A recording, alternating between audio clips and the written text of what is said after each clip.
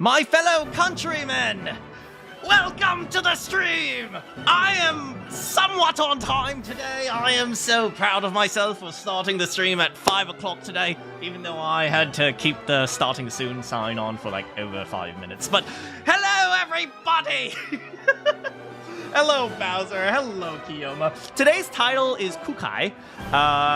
KUKAI'S East Indian Tea Company. For those of you who know your American history, the East Indian Tea Company is one of the companies who implemented one of the big taxes that led to the Boston Tea Party. I am going to remind you guys that the Boston Tea Party occurred over a 3% tax.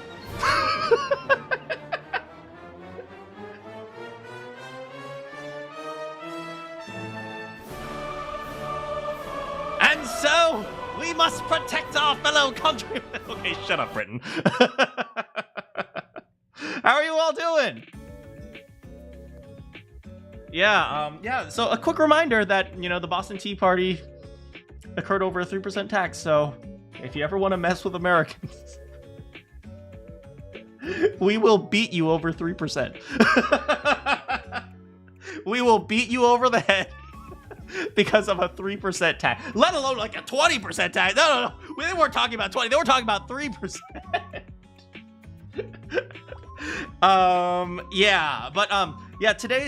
Today's title is actually Kukai. I think Bowser gave me the name Kukai because I'm going to be honest, I'm running out of famous Japanese and British people that people actually know in history. It's like, who are the British people you actually remember in history in your world history class? Winston Churchill, some series of kings, Elizabeth, Victoria, George, Henry, and that's about it. Prince Harry. Does that count as history? I don't know. Does that count?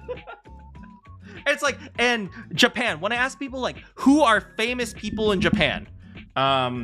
Usually people say Oda Nobunaga, and that's it. It's like, let's be real here. Nobody even knew who Yasuke was until Assassin's Creed royally screwed up. It's like, the only people who know the various members of the Iga clan, the ninja clan, are like nerds who like to Naruto a bit too much. It's like, who else do you know? Miyazaki, I suppose.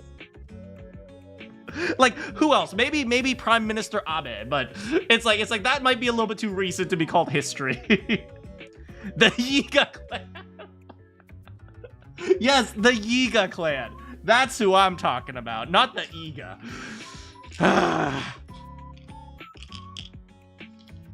You know, now that I think about it, I'm taking some vitamins. Margaret. Is it Margaret Thatcher? Is that Thatcher? I think she's kind of controversial though.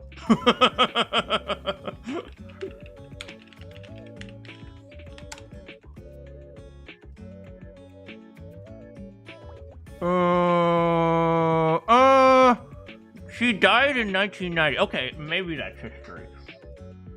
Maybe that's history.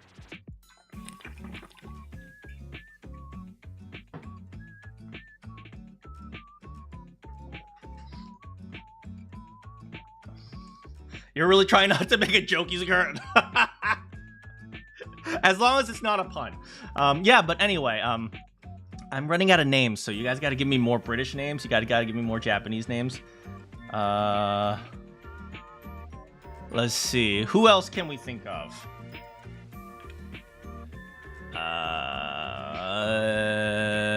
I'm on Google right now.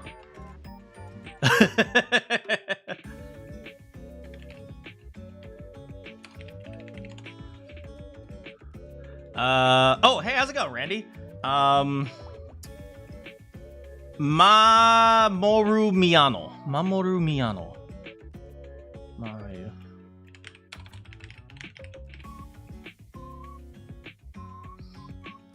It's a freaking actor. That's a freaking actor.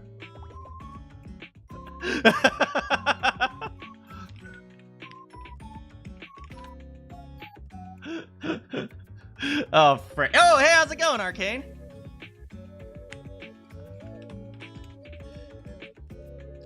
Ono no Imoko. Isn't that an artist? That's an old artist. It's an old artist, right? Let me think. Ono no Imoko. No, he was a politician. No, but he founded some sort of art thing, right? Ono no Imoko. Ikebana. Right? Ikebana was okay, my Japanese history is just gone, guys. I'm sorry. Ikebana, the flower thingy majiggy, right? Okay, I'm just lost, man. Okay, Ono no Imoko, a Japanese artist. Ono no Imoko. Hold on, this is Britannica. I am so confused right now. Hold on. He's the voice of Light Yagami. So yes, that makes him historic. Okay, Ono no Imoko. Ono no Imoko. You guys are challenging my history knowledge so much right now. Okay, so Ono no Imoko. Ono no Imoko's family was notable for linguistics and scholarship, and the descendants of the family include Ono no Komachi and Ono Takamura, a poet and scholar. Okay, this is Wikipedia. Okay, so do I trust Wikipedia? What am I even doing? Why am I looking up instead of playing Phoenix Wright today, why don't we just look up famous people in Japan? Hey, how's it going, Raph? Okay. Ono no Imo Ikebana. Ono no Imoko. During the 13th century, Ono no Imoko, an official state emissary, brought the practice of placing Wait. So there were multiple Ono no Imoko. Okay. So there was an Ono no Imoko in the late 6th century, early 7th century. During the Asakura period. This is according to Wikipedia. Next, there is, during the 13th century, Ono no Imoko, an official state emissary, brought the practice of placing Buddhist flowers from... Wait, what? Wait, there's like multiple of him. Okay, hold on. Ono no Imoko.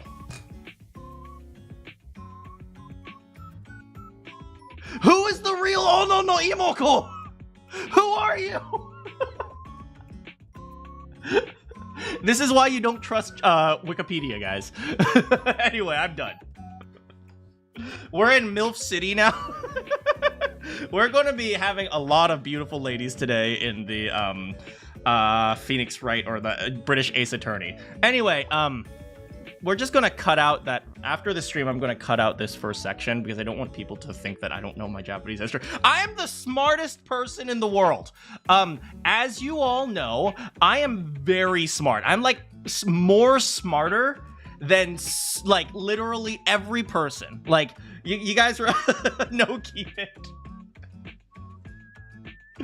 Man, I like to think that I know history, but I will tell you this, guys, like, there's a reason why, like, the specialists, they only study, like, a period of 20 years in, like, I don't know, in, like, European French history. It's because, dang, so much crap went on in history.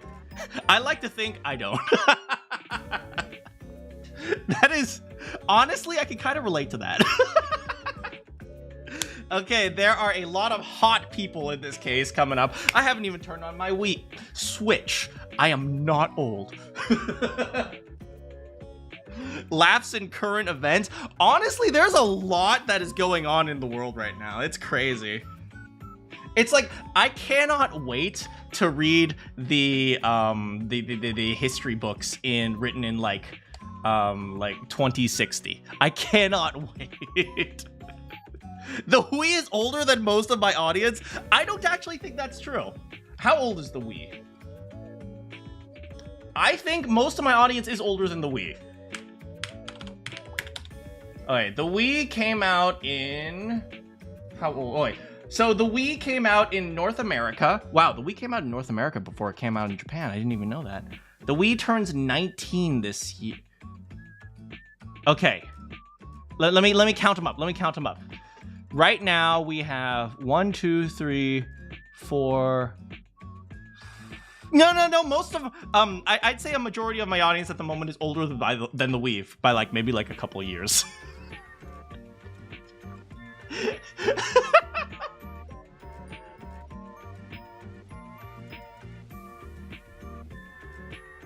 I do know my audience is definitely older than preteens. That's for sure. My when I first started streaming, my audience was mostly late teens. As I continued streaming, it ended up being a little bit more mature, not for like because of like 18 plus content. Okay, it's mostly 18 plus content. Let's be real here. I have my own OnlyFans and but yeah, we talk about more mature stuff. So yeah, generally people aren't younger kids get bored really fast on my stream. You're older than the DS, old man. Okay, anyway.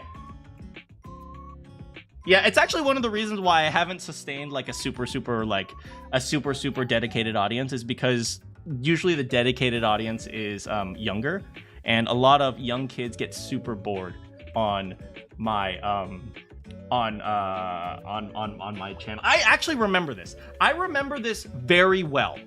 I was playing. What was it called? What was that? I think it was Five Nights at Freddy's, maybe.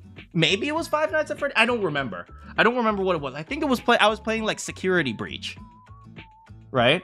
MILF Manor was an awful. It was the best idea. It was TLC's fault. Okay, I was playing Security Breach, right? And there were a bunch of and it attracted a younger audience. And then I stopped for a second, started talking about like, I don't even remember what I was talking about, but I started talking about something like random and like philosophical. And then a few kids in the audience started going off like, why do we have to sit here and listen to you lecture on? I remember that very well. I'm not sure you guys remember that, but that's happened a couple times on my stream. That's happened a couple times where I played a game that was probably for younger audiences, and then the people who are watching, they're like, I don't want to listen to you lecture us. I want to see you scream when you're scared. They're mostly here for someone revealed my name. At this point, my name is common knowledge. Kids these days and their low attention and their ADHD. Grandpa is sharing his wisdom. Silence children. Oh my god. What do you think of Dr. Scythe?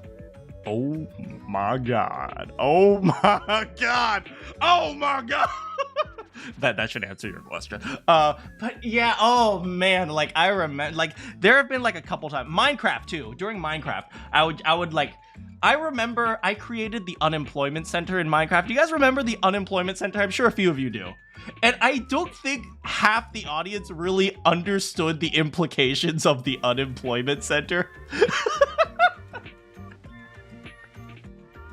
It was quite literally. It was quite literally. What do you call that's it. Assembly line. It was a slavery assembly line, functionally.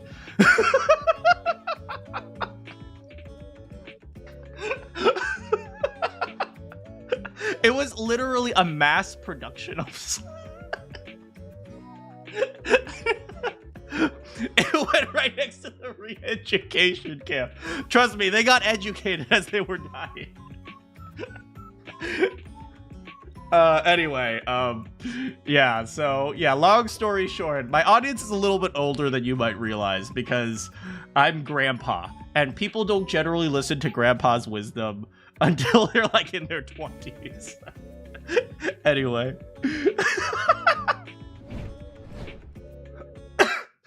You get bored and you're sent to the mines. Pretty much. Console. Oh, is it not showing up? Hold on a second. Frick. Capture device. Let me open up my capture device. Give me one moment, guys.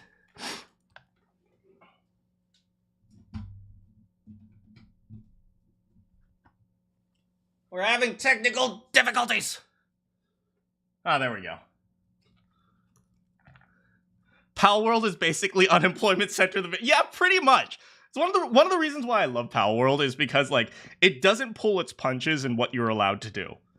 It just lets you be terrible. And it's like people aren't really terrible. It's just they just like the silliness of it, right? The children yearn for the mines. That's what this unemployment is all about. In West Virginia, you're born. Oh no. Okay. Anyway, you guys can see this. Yeah, I didn't even turn off my Switch last night, so. You find Dr. Scythe's daughter far hotter. I mean, I'm going to be fair with you.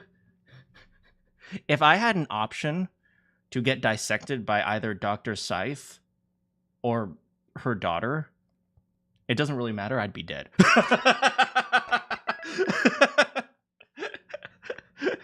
Why do you think children like Minecraft? Of course, it's Minecraft. Oh man. See, if this stream was created for kids, I'd be plastered all over Twitter as some sort of like awful re-education propaganda spreading monster. I gotta turn on the air. I'll be right back. Give me a moment.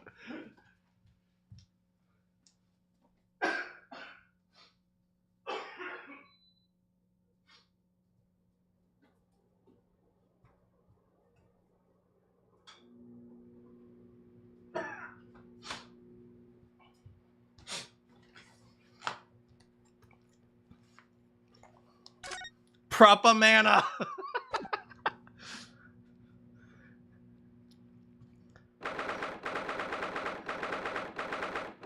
The return of the great departed soul of the planet. Turn on the air. They do charge for air in California. God damn it. And the word great in the immortal words of Nano Iai, mother-daughter double. Wait, hold on. Raph, was it you who said Oyakodon at the beginning today? I ignored that because we're in MILF City, the Oyakodon cake. Okay. Before we begin, we have to address this, okay?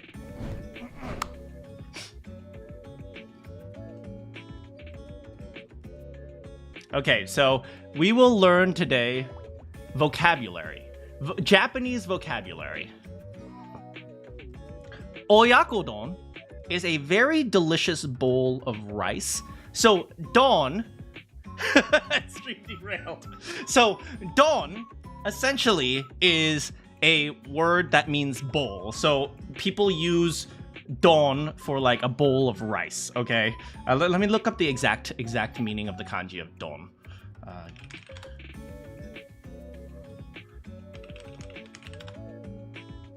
Here it is. No, it literally means bowl. It literally means bowl. Like I was trying to, I didn't want to like be, but don literally means bowl, right? And so people use it to mean a bowl of rice. So you might hear something don. For example, let's look up different types of donburi. Donburi.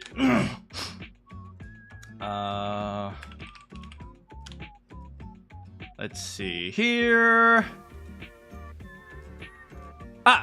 For example, shirashi donburi, right? Or that's a donburi with, that's a bowl of rice with raw fish on top. Gyudon, it literally means meat bowl and rice. So it's like, if you guys know Yoshinoya, Yoshinoya katsudon is literally katsu on top of rice. Gyudon is literally beef on top of rice. So Yoshinoya is a gyudon type of restaurant. If you guys know the fast food chain Yoshinoya, it's literally you take like a style of beef, a style of simmered beef, and then you put it on top of rice. What is brandon? Get out. Okay. Okay. So, oyakodon is a type of bowl where you take chicken and egg and you kind of simmer it in a sweet sauce and you put it on top of rice, right? That's what oyakodon. It's chicken and egg over rice, right? It's like a sweet, savory chicken and egg simmered over, and then you put it on top of rice.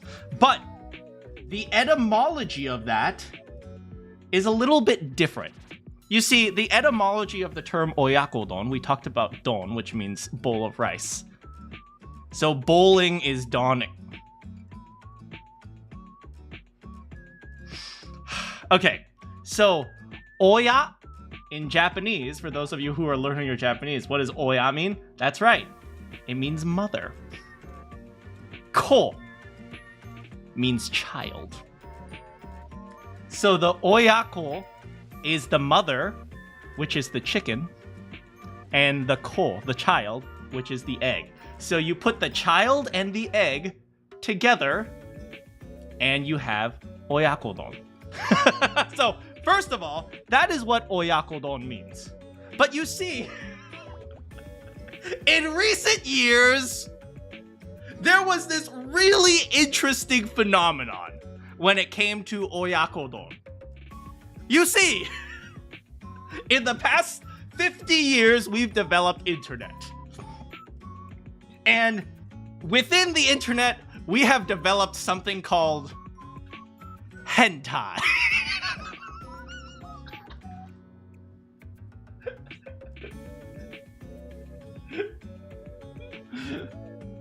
And the term oyakodon has now developed into a slang term for pornography containing sex with a mother and daughter combination.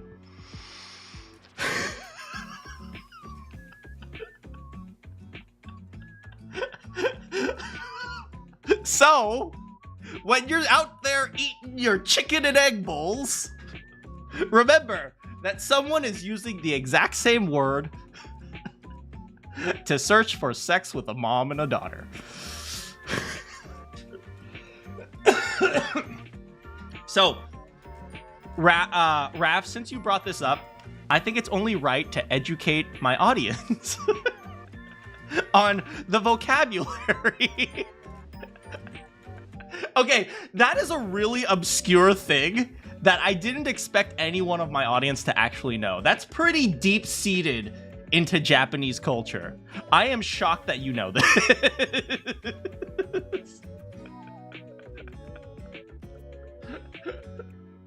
I'm actually kind of shocked that anyone in my audience was capable of bringing this up. No wonder chickens and eggs aren't. Wait, is chicken and egg not kosher if they're cooked together? Wait, is that really true? Wait, are you being serious right now? No. It comes full circle. This stream has fallen apart. It's all over now.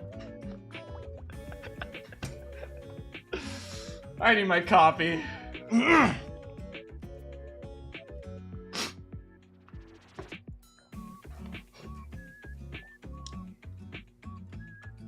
Let's play some frickin' Ace Attorney.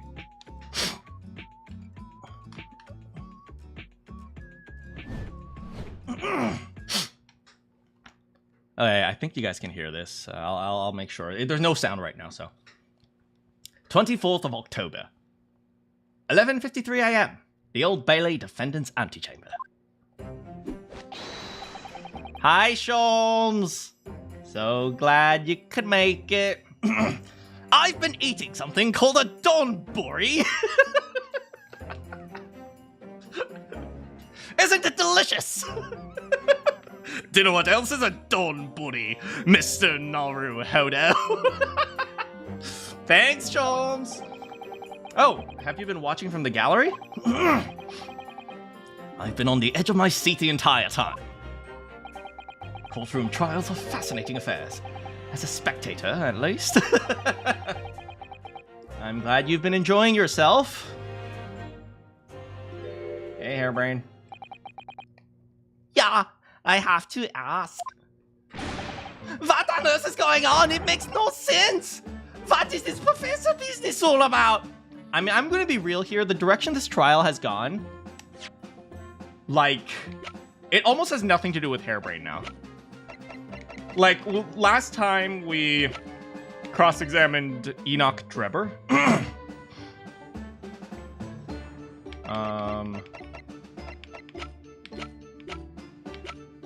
Yeah.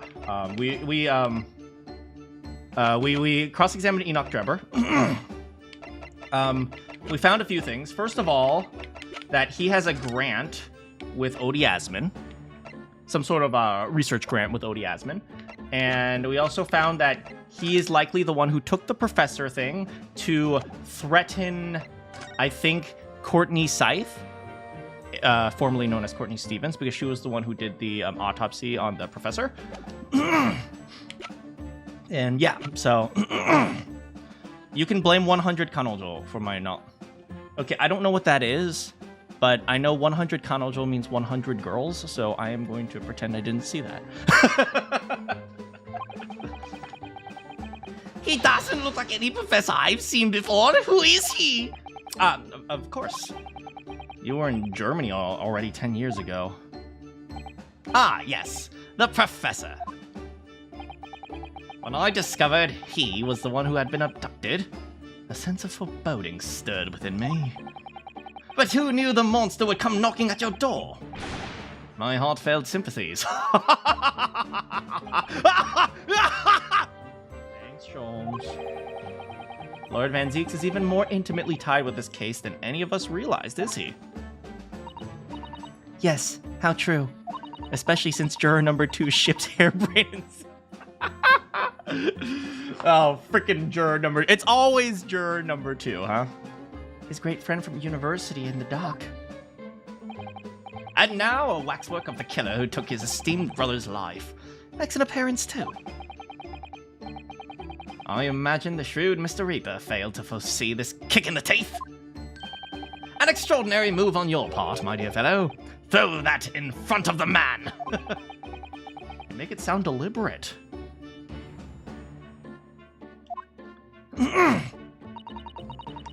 I can't help feeling that this professor case is really very puzzling. Oh yes. In what particular manner? Well, there's Mr. Drebber, Dr. Scythe, and Lord Van Zeeks, and it seems like everyone in the trial has a link to the case somehow. Literally except for the random 2 Japanese people that decided to invade the British court of law and reveal all government secrets ever.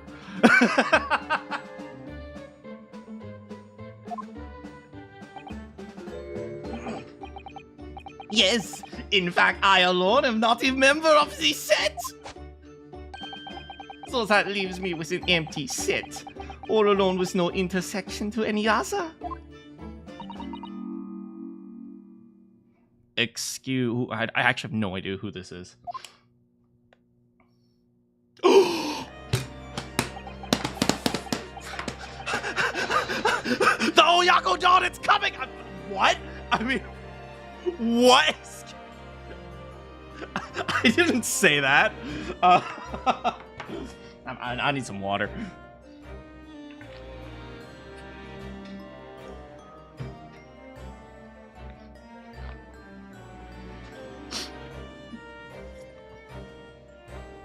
Dr. Scythe! Ah, Dr. Courtney Stevens. Good to see you. Hello, Sholmes. That was very shrewd of you. What in particular, pray? You requested that 10-year-old autopsy from Gregson, didn't you? Oh, why would you assume such a thing? Man, why does Sholmes know all the beautiful ladies? This is so unfair. This is so unfair. Naruhodo deserves beautiful women, too. Because Gregson told me.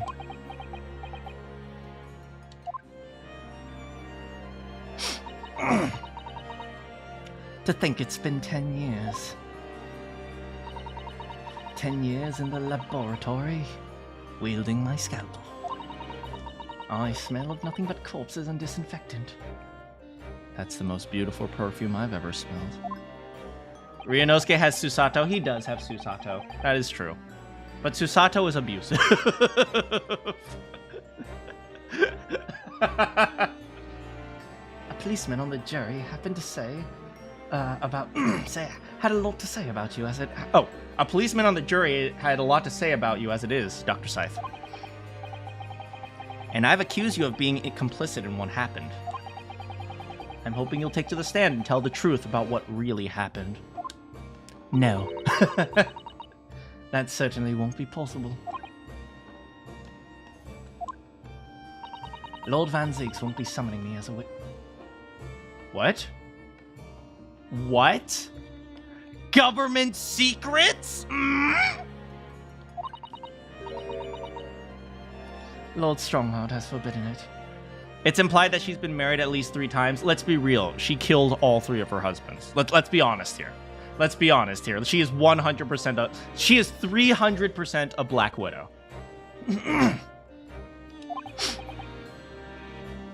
Maybe not at the same time. How's it going, Sams? Lord Strongheart? The Pandora's box you were warned about is the Professor case. But please don't make the mistake of thinking you'll get any information of it out of me. But attempting to hide from the truth, that's cowardice! I've always fought crime in the way that I see fit. I have no regrets. None at all. And that's all I came here to say. So, good day to you. It is a very good day when I get to see you.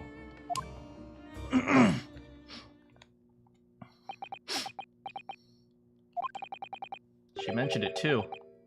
This Pandora's box. If I swear to God, in the next case, if there's some woman named Pandora who's holding a hat box. Whatever does it all mean? There's really no cause for concern, I assure you. When the trial resumes, the meaning will become all too apparent, whether you like it to or not. For the record, got you.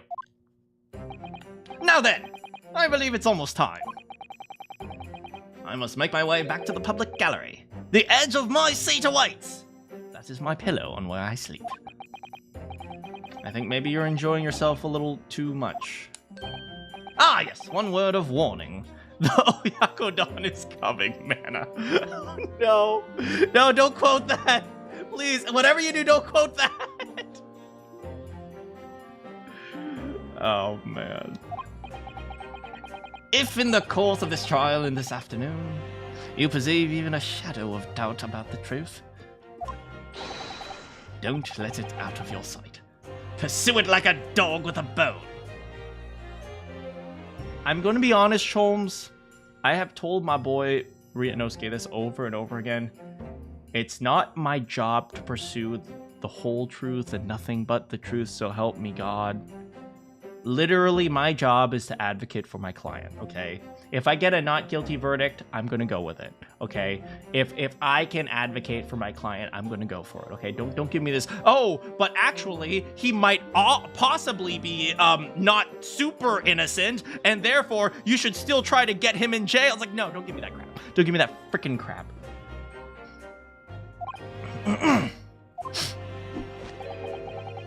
Get cramps is... I'm young, I swear. To the bitter end, if you understand. Don't falter. Whatever may come to pass. Alright, Sholmes. Thank you. Good! I shall make myself scarce, then. I purchased a bar of caramel earlier, so I shall be gnawing on it as you gnaw away at the truth. Wait, Sholmes caramel? Wait, Sholmes didn't he use that in the last case of the first game in order to uncover the music box thing? Yeah! He's out here collecting clues right now.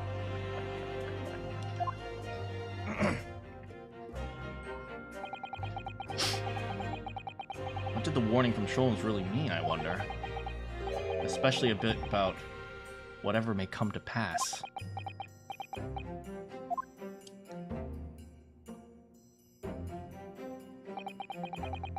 It's time for the final chapter. I'm determined to find the truth, no matter what.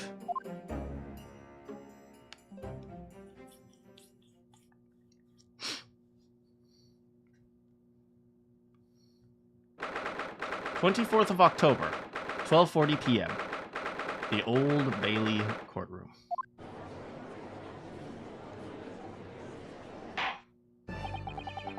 In the name of Her Majesty the Queen, I hereby reconvene the proceedings of the court. Counsels, defense, prosecution. Ready? Come on, let's go. The prosecution is ready, my lord.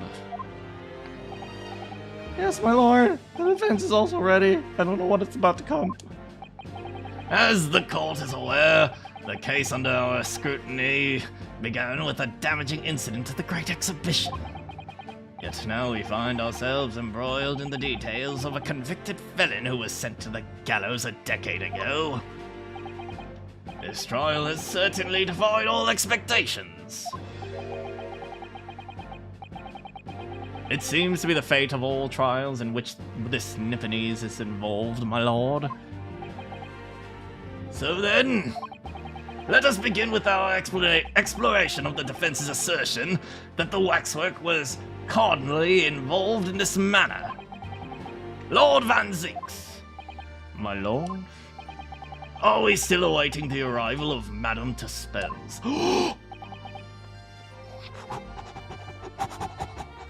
Not at all. She is in the antechamber as which we speak, and is ready to be summoned. Oh my, you better summon the heck out of her.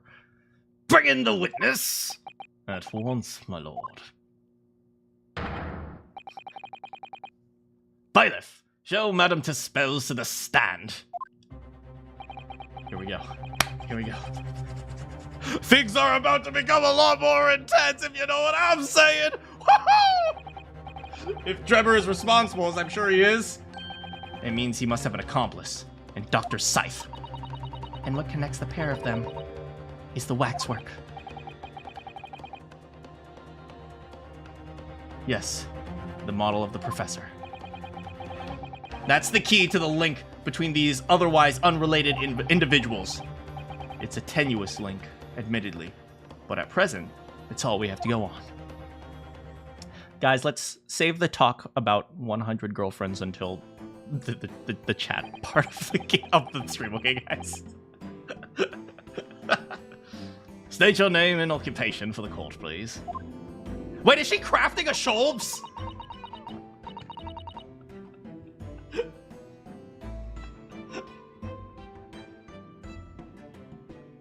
What are you doing?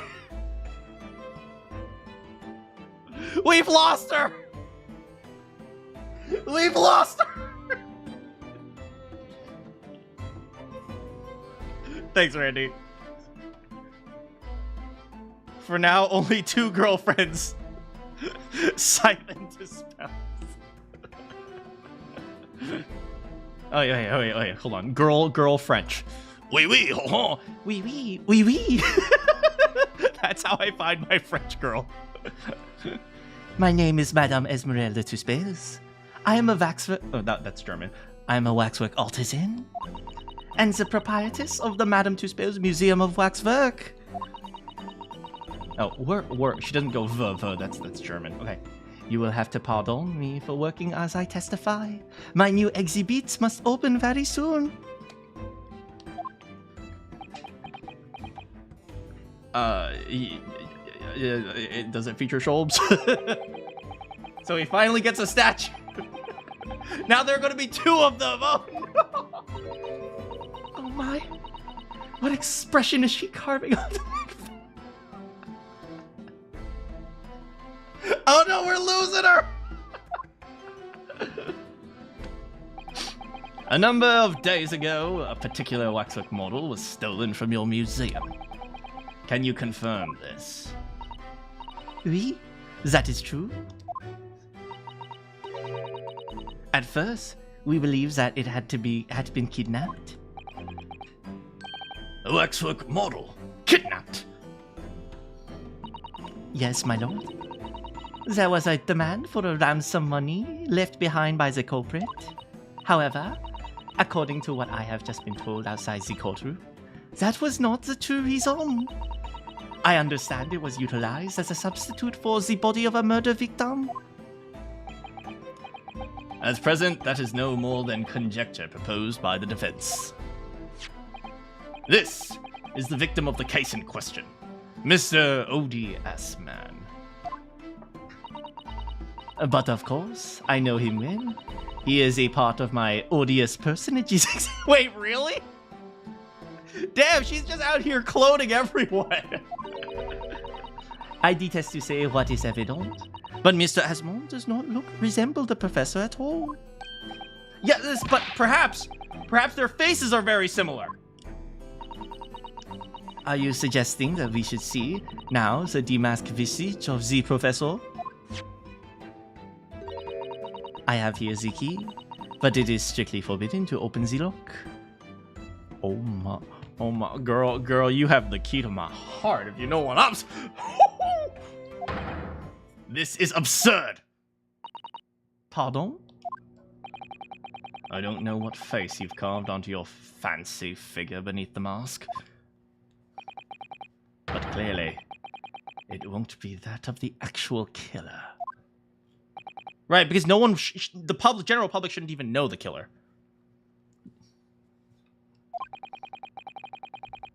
And I love that pose too. If you remove the finger, it looks like she's kissing me, if you know what I'm saying. The man's identity was never made public, after all. The trial took place in a closed court. The proceedings were strictly confidential.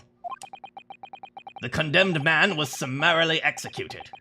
His identity remains a closely guarded national secret. There is no possible way a repository of towardry exists. How dare you insult my future wife? Okay, no, Van Zeeks, I am sorry. I like you, but not that much. You better get to some apologizing, boy. Could get to their hands on that information.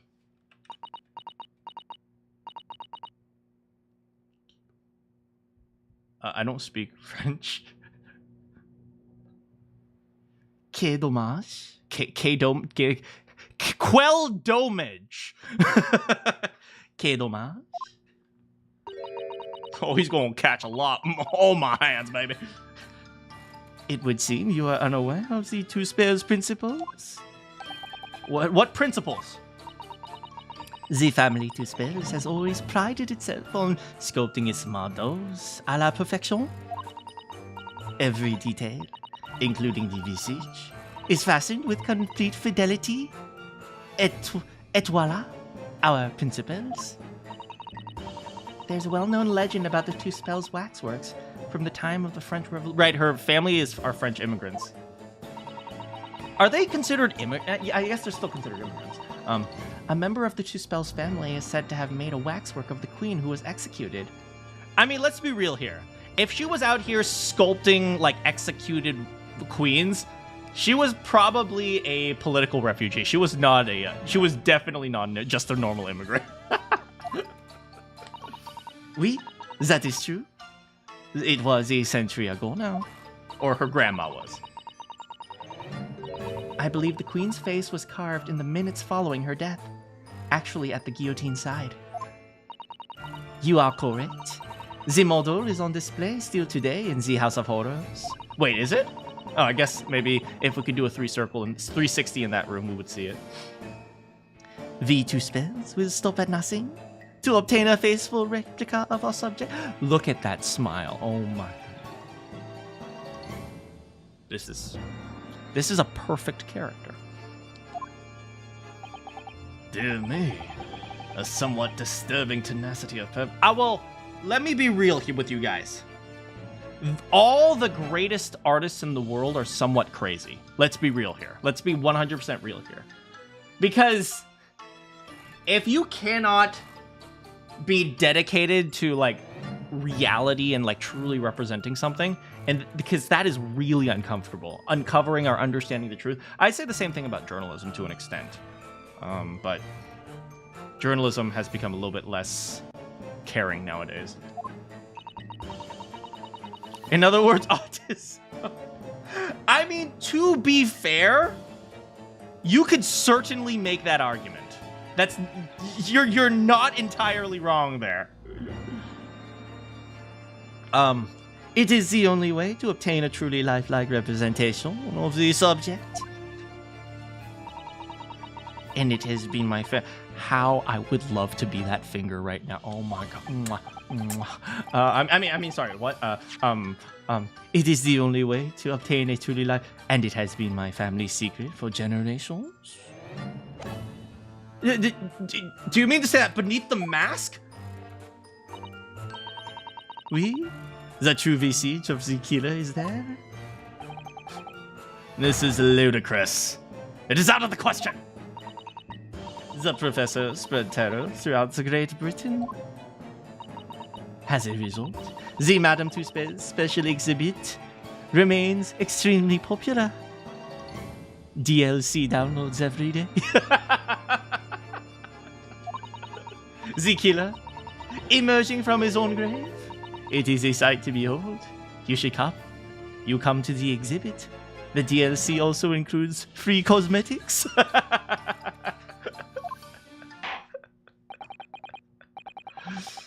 I think, madam, it would be beneficial to hear your formal testimony on the matter.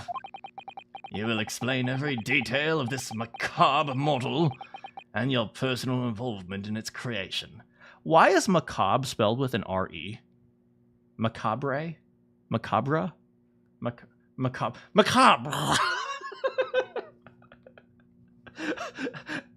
You know, the more I think about English, the less it makes sense.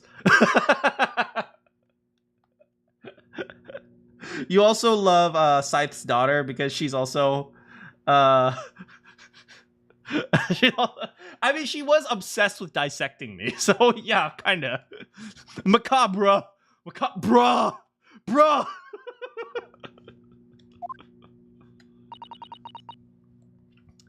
With pleasure. Cordon macabre. Get out! Get out! I hate it here.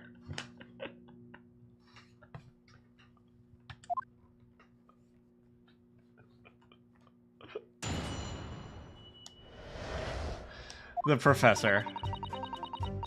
The special exhibit on the House of Horrors is based on a rumor that shocked society in London. An impression of the visage was taken directly from the corpse in accordance with the Tussauds family principles. I enlisted the aid of the gravedigger and created a mold from the head in the cemetery just before the interment. I hid myself until he gave me the signal. I was there for a very long time that night. As dawn approached, I was very worried that I couldn't be discovered. Wait, she went to the graveyard? I was just focusing on the words, but I wasn't really thinking about the words. I was just reading in a stupid accent, but it's like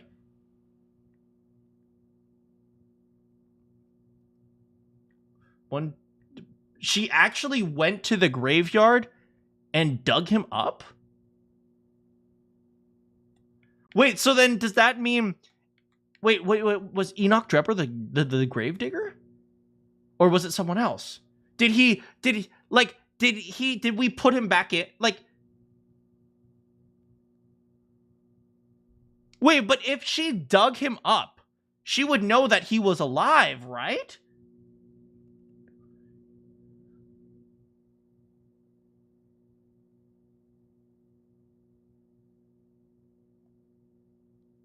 Hold. Wait, we have to do some thinking about this. She dug him up.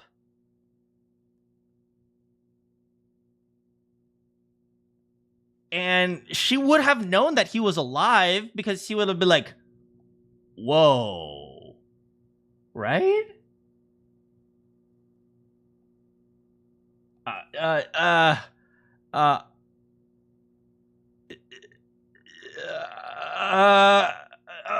Wait. Okay. So there's two possibilities here. You can hear my AC unit. Hold on. What's the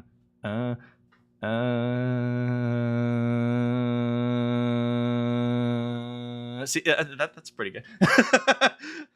Let's see. You think Two Spells maybe came after Drebber? Maybe. Okay, but no. But but Drebber didn't just like, oh crap, it's a dead body, and he swung the shovel and then killed the guy. He didn't kill the guy. At least not that I know of. So even if Two Spells came after Drebber, was he still alive? Like, he didn't just did he just randomly die in the graveyard when he came back to life?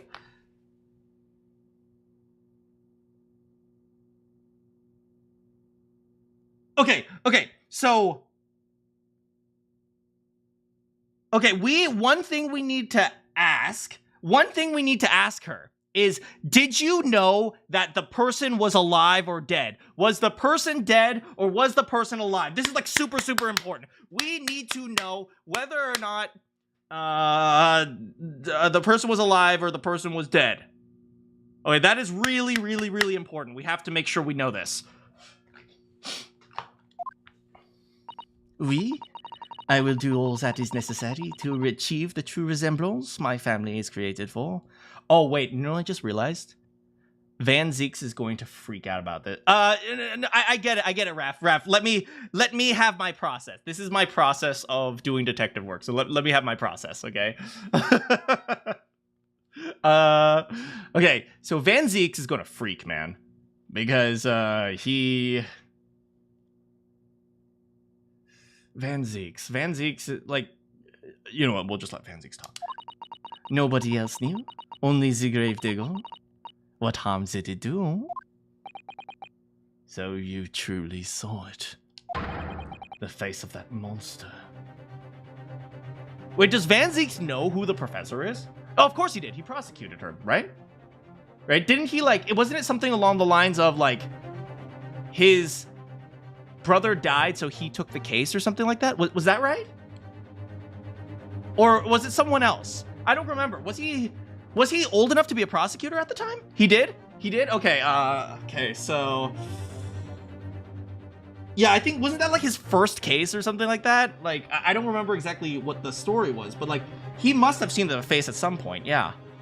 Yeah, Van Zeeks is like suffering. Yeah, it would suck. He would have been around 23. Well, it was 10 years ago, so we can actually find out. You're right.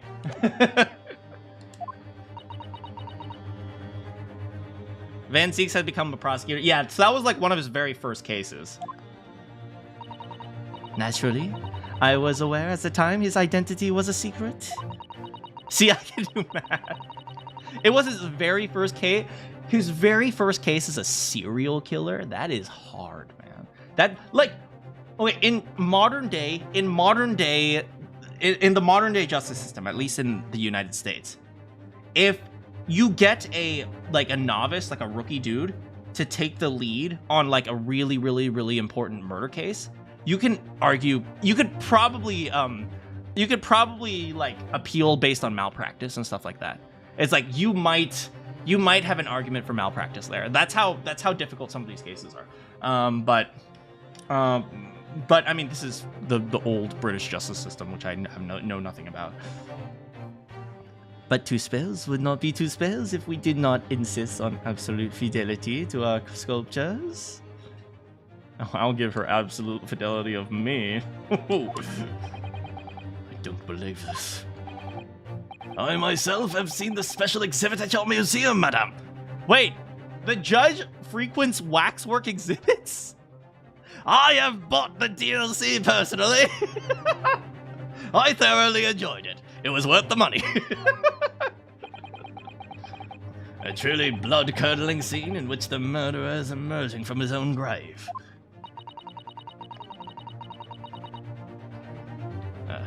The scene it depicts was the subject of many rumors in London 10 years ago.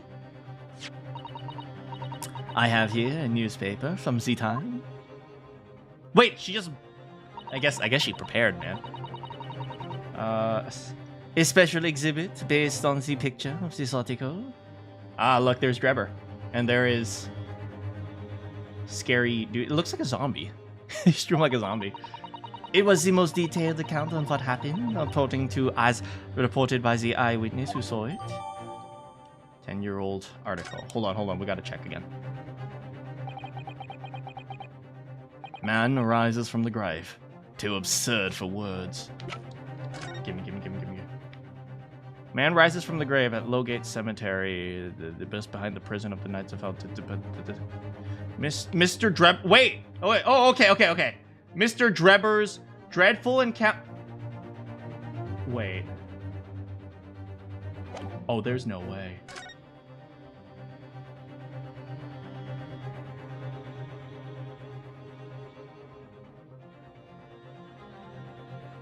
Do you guys see this? Do you guys see this? Do you guys see this?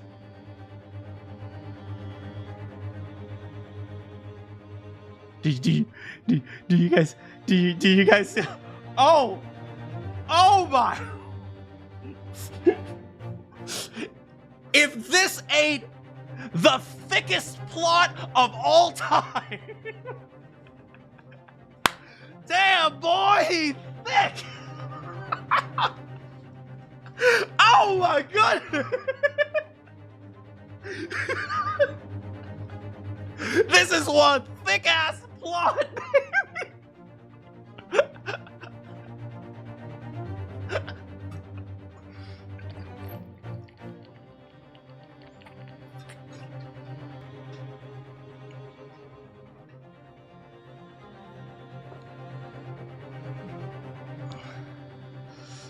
Okay, let's think about this.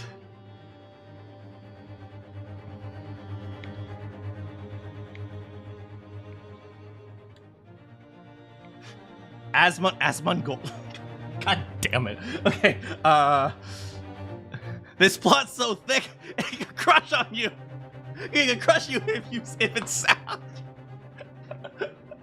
Okay, all right. So let's piece this together.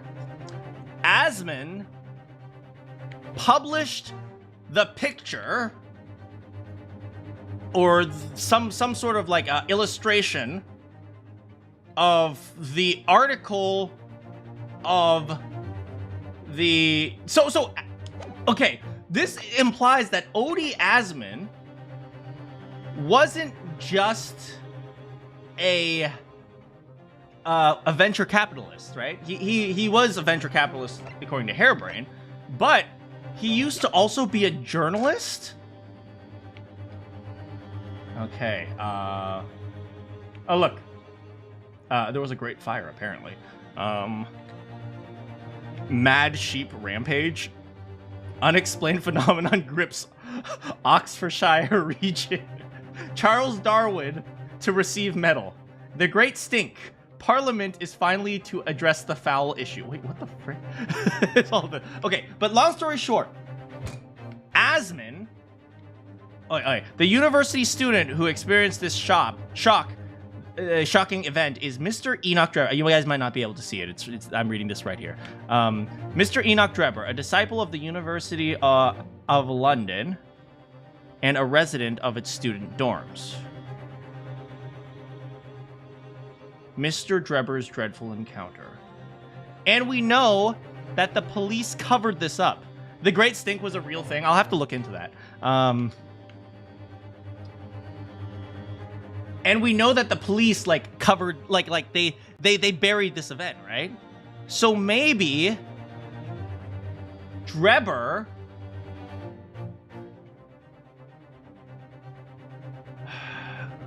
I don't know what this implies, but it implies that Drebber and Asmon probably had some sort of contact long before this event.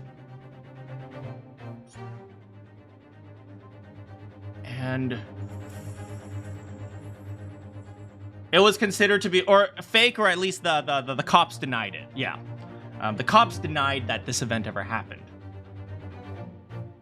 So, okay, do you guys remember my humiliation theory? That Enoch Drebber said this man came out of the grave, and then the police are like, you're an idiot or you're a moron. And everyone's like, oh, he's either stupid or he's just a blatant liar. And so he was humiliated, and then he ran off to the woods to hide and just live his life as a swindler because he gave up on science. Because, you know, if you say the truth, And then people were like, well, it doesn't matter. You're an idiot. And he's like, I told the truth, and yet people called me a fool. So what's the point of pursuing the truth anymore? So he gave up on science. I could totally see, like, in a terrible, terrible, traumatic turn, things might happen. You think he killed Asmund because he ruined his life? I mean, not necessarily ruined his life, but, you know, I've been actually doing some thinking about journalism nowadays. And, you know, in the old days, journalism had standards, right? One of the classic standards of journalism was to protect your sources, right? To protect your sources from retaliation, right? So if there was this guy who said, oh, someone claimed that this thing happened, but meanwhile, Asmund was like, "Oh yeah, it was this guy named Enoch Drebber. Yeah, you should guys go talk to him." And that resulted in like people like starting to like doubt Enoch Drebber, or maybe humiliate Enoch Drebber. I don't necessarily think he ruined his life, but I think a series of events can be reached where Enoch Drebber might come to the conclusion that this article did ruin his life, if that makes sense. Yeah, I don't know about journalistic standards in this era, right? But let's be real here. Like, you know, journalistic standards are constantly changing. But, you know, it was very common for people to say, like, hey, we're going to, you know, keep our sources anonymous because we don't want you to, you know, find them or attack them. You know, that was, in modern day, we call that doxing, right? But, yeah. So, it's like, I could certainly see Enoch Drebber connecting the pieces and thinking that this article resulted in his life being ruined, if that makes sense, right? It's still like a working theory, but this puts some weight behind it.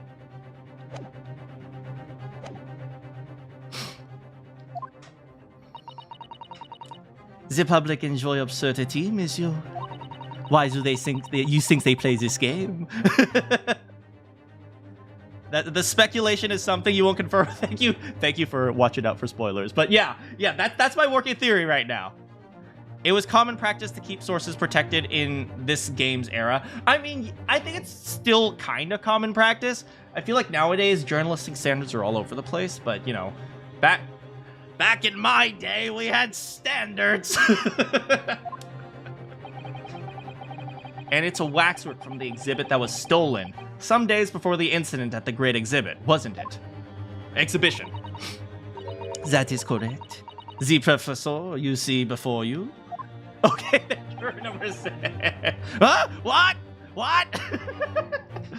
Most puzzling. Back in my day. Counsel for the defense. Proceed with the cross-examination of the very, very beautiful woman. This waxwork links Drebber to Scythe.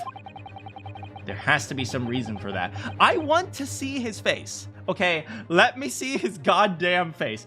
If I'm correct, this waxwork will be related to Miko Toba somehow. Professor Miko Toba, not Susato Miko. I mean, it could be related to Susato. But if I'm correct, this model will be related to like Professor Miko Toba. Maybe it will be Professor Miko. No, Professor Miko Toba's too big for this body. I just called him fat. Sorry, I called your dad fat, Susato.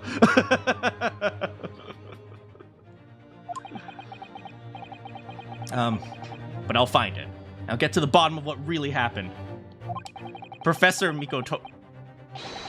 Ah! Don't do this to me, okay? I've had to like juggle like 6 different professors in my head. There's like a Dr. Scythe, and then there's Professor Hairbrain, and then Professor Miko Toba. Apparently, like, what is it? Judge Jugoku also did something to do with like England. And it's like there's like 7 different titles, okay? Don't do this to me. I think Scholes was like some honorary professor too. So it's like, Professor Farnsworth, get out. The professor. And then Lord Chief. No, there's too many. There's too many to keep track of. Okay. let's put this together. The very first thing we need to acknowledge is when you dug him up, when you dug up your dead bot. You know what I just realized? Madame Two Spells was a grave robber, and she was grave robbing the actual body. Like, she didn't care about the valuable, she cared about the body itself, which is crazy. But, okay. The special exhibit in the House of Horrors. Yes. An impression of the visage is taken from the corpse. Okay. I enlisted the aid of a gravedigger and created a mole just before the interment? The interment? I hid myself until I waited for the signal. As dawn approached, I was very worried I could be discovered. Okay, so there's a few things I want to ask. First, I want to ask, why were you there for so long? Why didn't you just dig? The second thing is I wanted to ask is whether or not the body was still alive when you dug him up. All right. The interment is the burial. Oh, I see. But I do also want to just ask her about her family, because if we're going to get married, we need to know a little bit about her family. Hi! Hold it!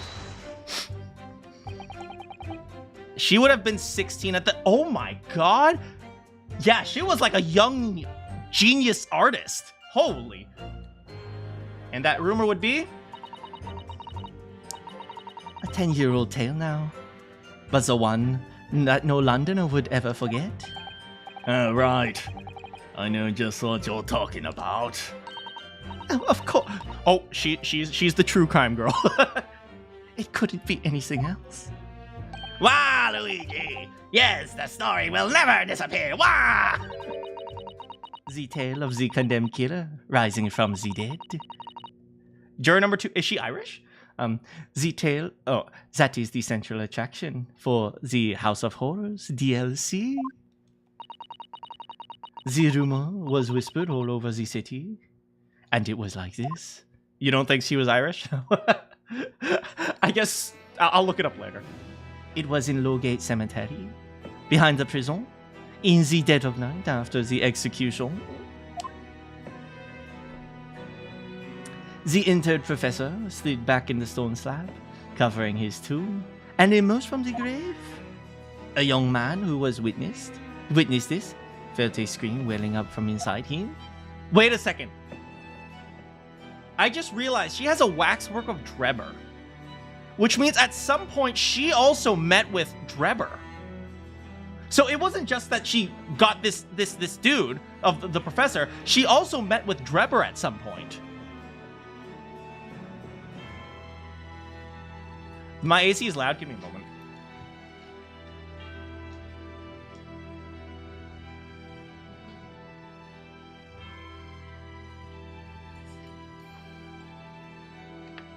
There you go. But an instant later, he heard an ear-splitting gunshot from over his shoulder. The bullet struck the emerging corpse, and he fell motionless once more. The scream finally found its way from the mouth of the young witness, who turned and ran for his life. I apologize to all French people for doing this awful French accent. The corpse climbed out of its own grave? Also, but one thing I don't apologize for is the fact that this is a woman. Because I guarantee you, if this was a man, I'd be going, "Oui, oui, oh, he is crawled out of his grave."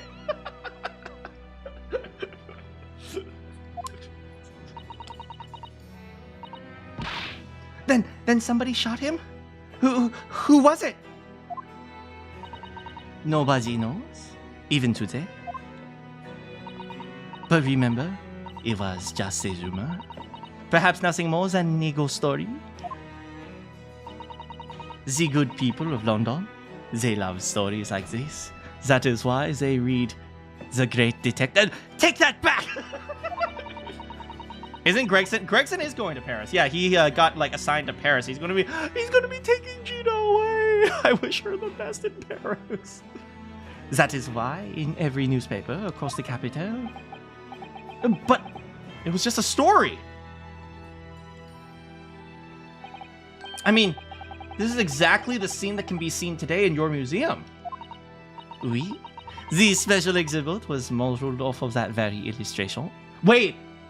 She used Odie Asman's picture to... Oh, man. Oh, my God. Oh, damn.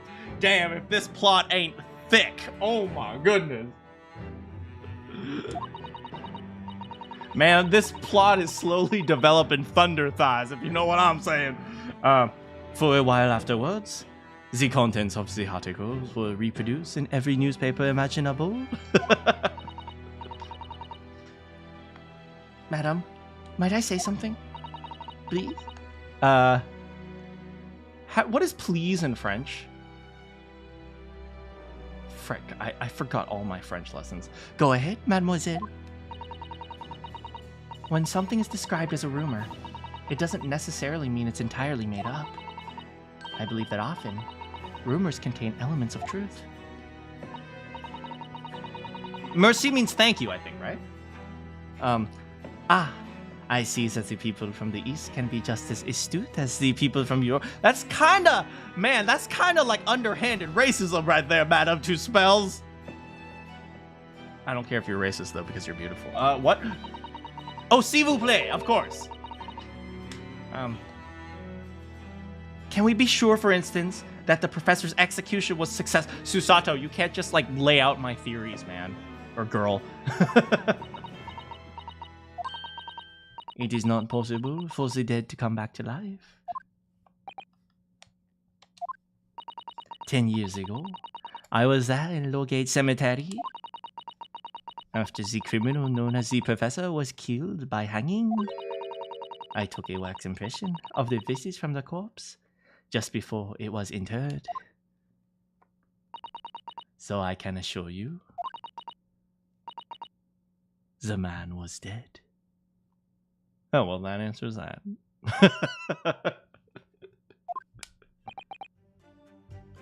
I see. But she said there was a gunshot, right? So obviously he was dead if he was shot.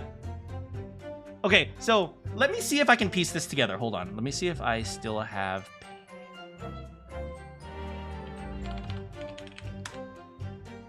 Give me a moment, guys.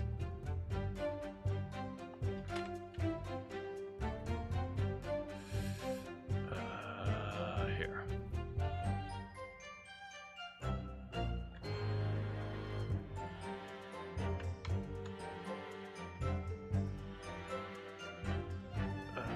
We'll go with that. That's pretty good. Okay.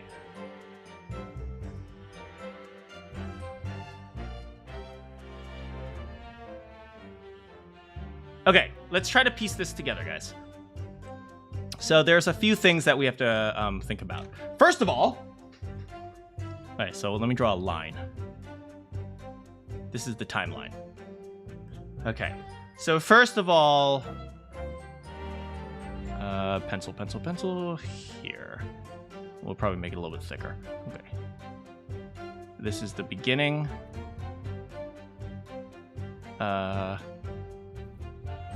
Professor execution.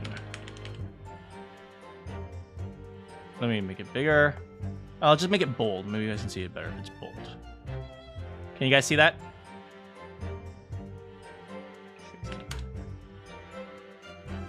Can you guys see that? Yeah? No? Yes? No? Yes? No? Maybe? Maybe? Yes? Maybe?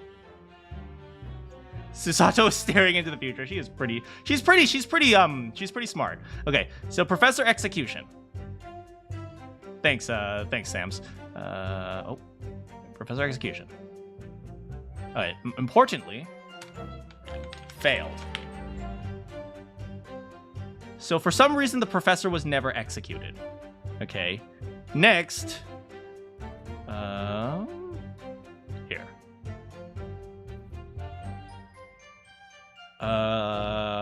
Here. Professor buried. Is buried spelled with 2 R's or 1 R? I think it's just 1 R, right? Professor buried. Okay.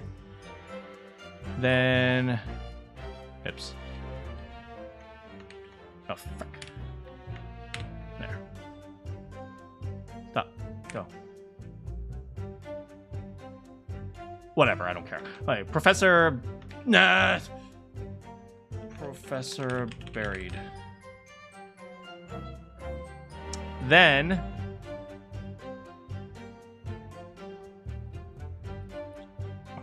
Drebber comes. Professor leaves grave. Okay. We didn't expect a paint illustration. Okay. Okay. Then, so Professor leaves grave. Then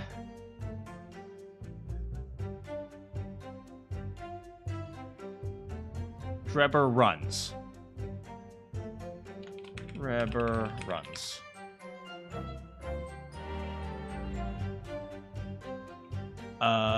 Then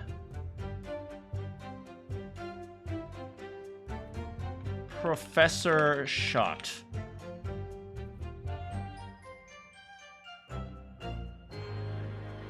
Then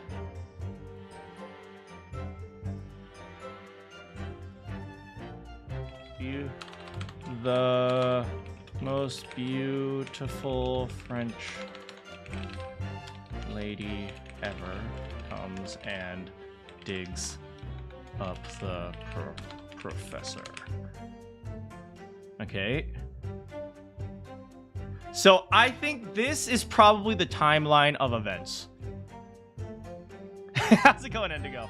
Okay, this is the timeline of events. Okay, so first the professor was executed, but he didn't actually get executed. So he was buried, right? And he was buried alive. Alive. Then Drebber comes along. Maybe, you know, he was grave digging for God knows what reason. But he had a shovel, right? So he was out here digging for stuff. And then the professor, he's digging up the corpse of the professor. He's like, ooh, this serial killer better have some good loot on him. And then suddenly, he comes back to life. And he's like, oh, frick. He gets out of there. And then somebody shoots the professor. So, okay. So what we have to think about here is this moment right here. Here. This moment right here. Right? After the professor is shot, right? And then Madame Two Spells comes along and then digs up the professor. That from there everything makes sense, right? If he was dead, it had to be after the professor was shot, right? They said there was a gunshot. So, okay, Drebber runs, the professor is shot, and then he's reburied. I guess professor shot, maybe reburied. Reburied. Right there. Okay, so he's reburied, and then she comes along, and then with the gravedigger, and then undigs him again. So that makes that timeline makes sense. The question now is, now that we have this idea that he was there was a gunshot. So somewhere within the timeline of events, we have the professor was shot. Drebber runs, the professor was shot, reburied. According to Madame Two Spells, she dug up the professor immediately after the execution. So this had to be a reasonable time within the execution, right? A very short amount of time, right? I don't remember when he was executed, but he was buried at night or something like that, right? I don't remember. But even if it was like buried in the afternoon, within 24 hours, all of this occurred within less than 24 hours. It had to be, right? From the execution to her digging him up, because she said she does it very quickly.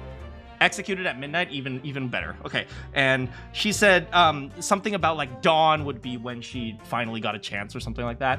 Okay, so this is okay. So the question is, what happened between Drebber running and the professor was shot? So somewhere in this timeline, we have an explanation of this. Okay.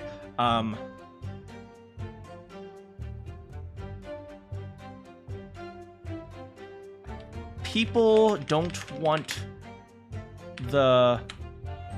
someone doesn't want the public to know that the professor is still alive. So one of two things, or multiple things. Forced to kill the professor.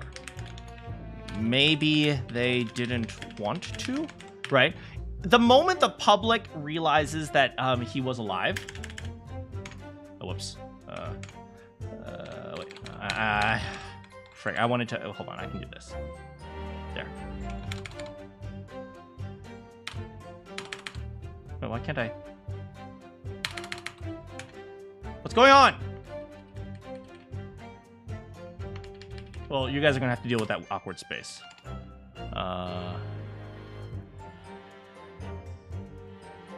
Okay. Maybe they didn't want to. Like, okay, so this is my first thought, right? Is it possible? Yeah, I'm pretty sure he ran after. Well, before or after the shot. I guess that doesn't matter. What does matter, I think, and you're right, maybe the timeline is a little bit off, but I think maybe, okay, so maybe we'll look at it like this instead of, okay, so we'll put it like this. We'll put this. Drebber runs Professor shot. We'll put these in the same bullet point right here. So we don't know exactly what happened here, but and then we'll do something like this.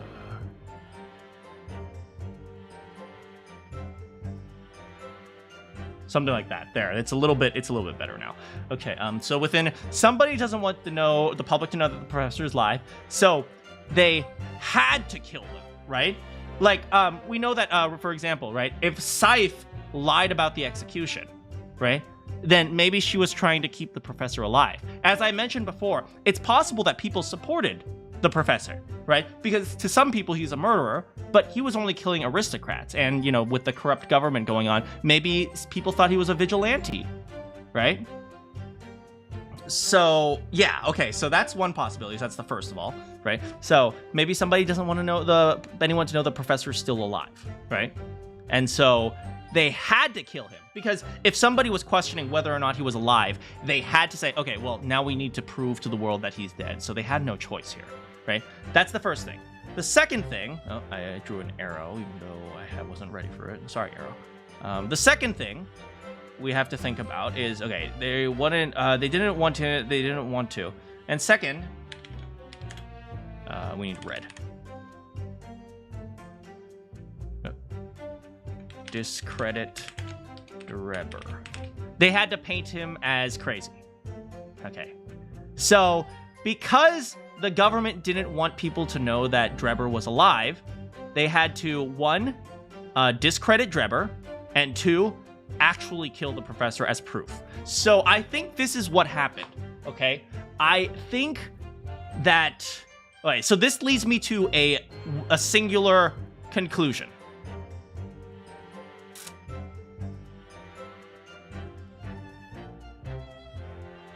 The professor was killed because Drebber found him.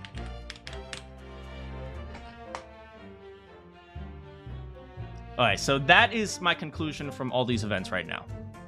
I believe, at least as far as I understand, that perhaps Drebber... Perhaps the professor wasn't actually supposed to be killed. Because Drebber found the professor, they gave the government no choice but to kill him. I believe that is the conclusion that we have to come to here. I think that is the reasonable conclusion here. Because Drebber ran into the professor, and people were supposed to think that he was dead, but in reality, the government was trying to maybe let the professor escape or something like that. They wanted to pretend an execution took place. Drebber found him, and then now we have no choice now. We need to kill him to preserve public peace, and so on and so forth. And so I think this is where we're going with this. And if you think about it, if it wasn't for Drebber, it would be Two Spells' fault. Because Two Spells is about to find him if Drebber doesn't. But,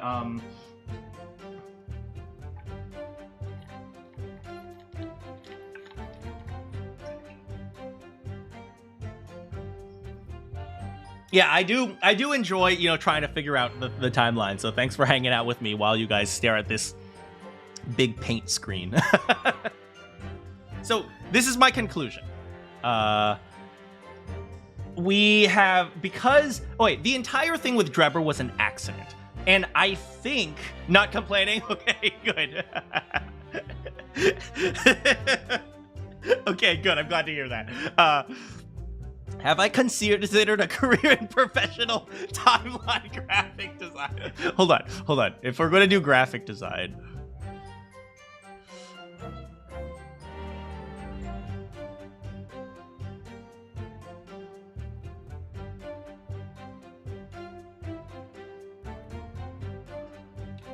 oh no. Save the picture. Okay, hold on. I'll actually save this picture. Well, I'll save it after the stream. I'm not going to close this.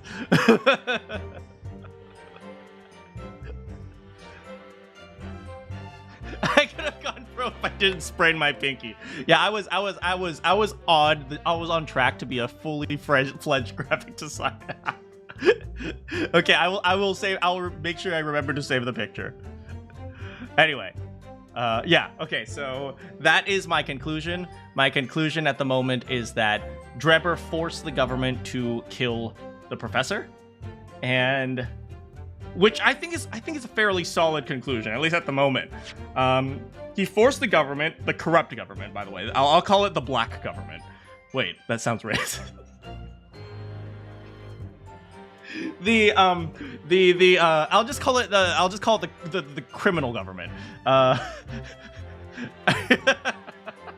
Okay, the corrupt government was forced to kill him. God dang. Please do be mindful of spoilers. Thank you for watching out, Sams. So just the government. I mean, fair. That's fair. Okay, so the government was forced to kill the professor, who I suspect might be Mikotoba. That's like a 5% suspicion, but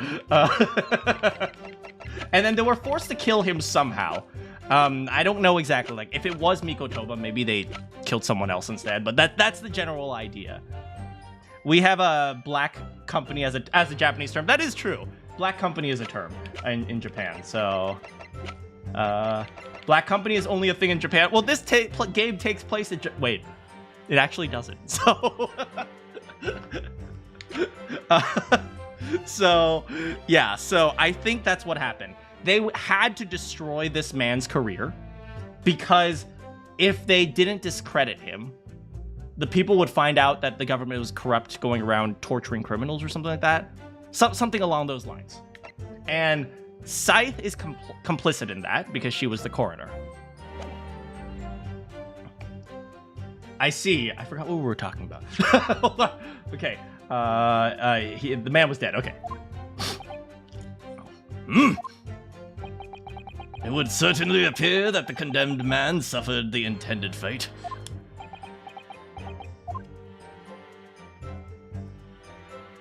Look at that smile, though. The impression of the visage was taken directly from the corpse and according to spell principle. You know what? This I thought was useless, and she actually told us that the man was dead in this, so I'll just press this. I'll press everything. Is that true of every waxwork? It is. Assuming the subject is dead, of course. Live subjects have to cooperate in a similar... Wait, what? Wait, hold the phone to spell. I have letters from imprisoned criminals all the time, you know. Wait, what? What sort of letters? What did she do to Schultz? Oh no! When my time comes, please make a waxwork of me. Comme ça? Comme ça? I don't speak French. No. My museum is famous, monsieur. To be made into a waxwork is an honor. And for some criminals, a symbol of status. Because nothing says hardened criminal better than wax. Aside... Yeah, she covered him in wax to slow him down. And it's thanks to one killer in particular that my museum has gained such popularity in London. I refer to the star of the DLC, the Professor, whose form you claim to have captured by taking an impression from the actual corpse. There are no exceptions to this principle of two spells. Alright, that didn't give too much, but we do know that there are criminals. I enlisted the Gravedigger. Who was the Gravedigger? It wasn't Trevor, was it? Hold it! Surely that's illegal, isn't it? Yes! Yes, but when has that ever stopped anyone in this entire franchise? It turns out criminals break the law. Including Madame Dispels. I'm sorry, Madame Dispels. It would seem the proprietress of this repository of novelties was blinded by monetary greed. Oh, she wasn't blind. She was blinded by art. It has nothing to do with money. The man is part of London's criminal history. That is why I had to sculpt him, to record this history. It is the raison d'être, raison, see, the MO of the Two Spells Museum. The Gravedigger is the Gravedigger. Okay, thank you. Thank you for that very clear clarification. But if the man was convicted in a closed court and sent for execution... Wait, he was convicted and then immediately executed. So it's like, okay, you're guilty, we're gonna execute you now? That's crazy. Maybe it wasn't as crazy in that era, but it's still pretty crazy. Surely nobody but the members of the judiciary present know the killer's true identity. He was jailed for a bit? Okay, I mean, it's still pretty crazy how, like, he was jailed and then he was pretty quickly executed, as far as I understand. But yeah, at least he was jailed for a little bit, so he had some basic... I don't know, man. I bet you will learn more about this soon. I assure you, the man behind the mask is hidden. Behind the mask is hidden the true face of the professor. It wasn't actually this exact same moment. You're guilty! Get him, boys! Same week execution. Corrupt government, that never happens. This is the first recorded event in history. You shot him. Do you realize what you're saying? The professor's identity is a national secret. The courtroom firing squad. I understand. And now that the truth of this special exhibit has been revealed, it must perhaps close. Okay, I'm going to be real here. I bet you Two Spells is loving this. Because since this court case is public, it's going to make her exhibit so popular.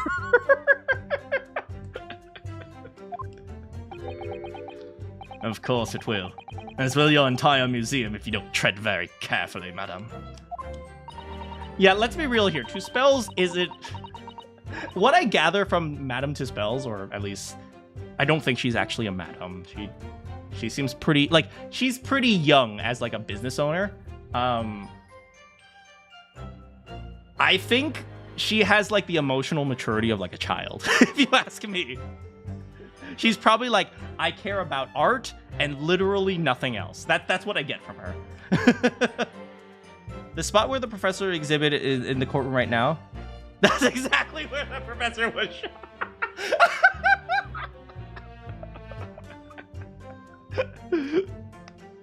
That's just what she likes to be called. Yeah, I imagine she's like maturity-wise, she's like a child. She's like, and I'm not sure, totally random, but if you guys have ever met like true like actual geniuses, a few like they're screwed up. They're screwed up in the head, and I don't mean that in like they're like terrible people, but it's like they're not normal. Like they think in a very specific way, and it's because they think in that specific way that makes them geniuses. In other words, autism. I mean, I won't say you're right, but I also can't say you're wrong. But you can certainly make an argument for it. So 10 years ago in the night of the professor's execution, you took a wax impression from the face of his corpse. Oui, exactement. In other words, neurodivergent. I will refrain from using the term neurodivergent because it has taken on a more political meaning than it was originally intended for. But I won't say you're wrong. Let's just put it that way. Neurodivergent person, it's true. Okay. Okay, well maybe it's okay then. You just think she's funny. I mean, she is pretty funny. You have obsession with characters, but instead of the good at math. It's like I could have been the person to cure cancer, but instead I enjoys taking apart mechanical pencil. Yeah. Imagine getting You've never heard it politicized? I mean, people politicize everything nowadays, so I'm just careful. Okay, she hid until she got a signal. Hold it! You were there longer than you expected, huh? I had some difficulties in capturing the subject's form correctly. As I removed the mask, the mouth of the cadaver fell open, and I had some problems with the chin. Well, thank you for that image. It was a dead body. I had to fumble around with it and play with it until I could get it in the right... Oh God! Oh, wait, so was he executed with the mask on, apparently? Okay. Frick, man. Dare I ask? Oh, man. He must have been... It was so fun playing with him like a toy. He was like a little doll in my hands. Wait, she's starting to sound German. The man had been dead for a short while already, you see. His muscles were relaxing, and consequently, the chin would not align itself. Oh, okay, so a little bit of morbid knowledge for you guys. Okay, when a body dies, it goes through something called, I'm sure you all know, rigor mortis, right? So that's when the muscles, especially the facial muscles, they harden, right? Unfortunately, I've seen this firsthand. Like, after a certain... When someone dies, especially if their mouth is like this, or like... You cannot close the mouth. Like, their muscles get really, really stiff. And then after, like, some number of hours, eventually their bodies relax. And then it's almost like they fall apart. So it's like, it will go from like this to like... Really, like... In a quick period of time, you'll just see suddenly like a body will go like that, and it's like she'll explain this. Oh, okay. Well, long story short, this is weird, morbid knowledge.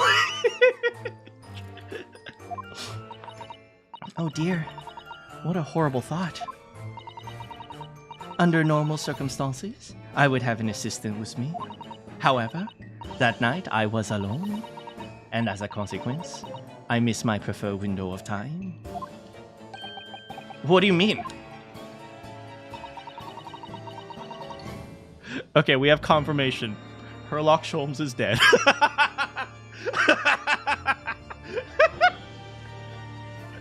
When I take the impression of a visage of a cadaver. Wait, do you say I have first-hand... I do. Unfortunately, I do, but yeah. When I take the impression of a visage of a cadaver, I always wait until 3 hours after death. Is it 3 hours?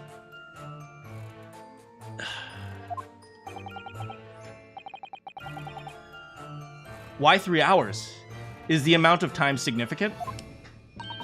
It is because of rigor mortis. I should just learn to shut up and let the characters explain things. Yeah, functionally it was that. It was a family member. So, yeah, it wasn't anything like someone was murdered or something. It was just like a family member died, and you know, we had to wait for people to deal with the body. So, yeah, it wasn't something so morbid as like a murder or anything. You know, and it happens to a lot of people. I'm not trying to get like sympathy or like make you guys feel bad or anything. Yeah, so please don't interpret it that way. A wriggly more.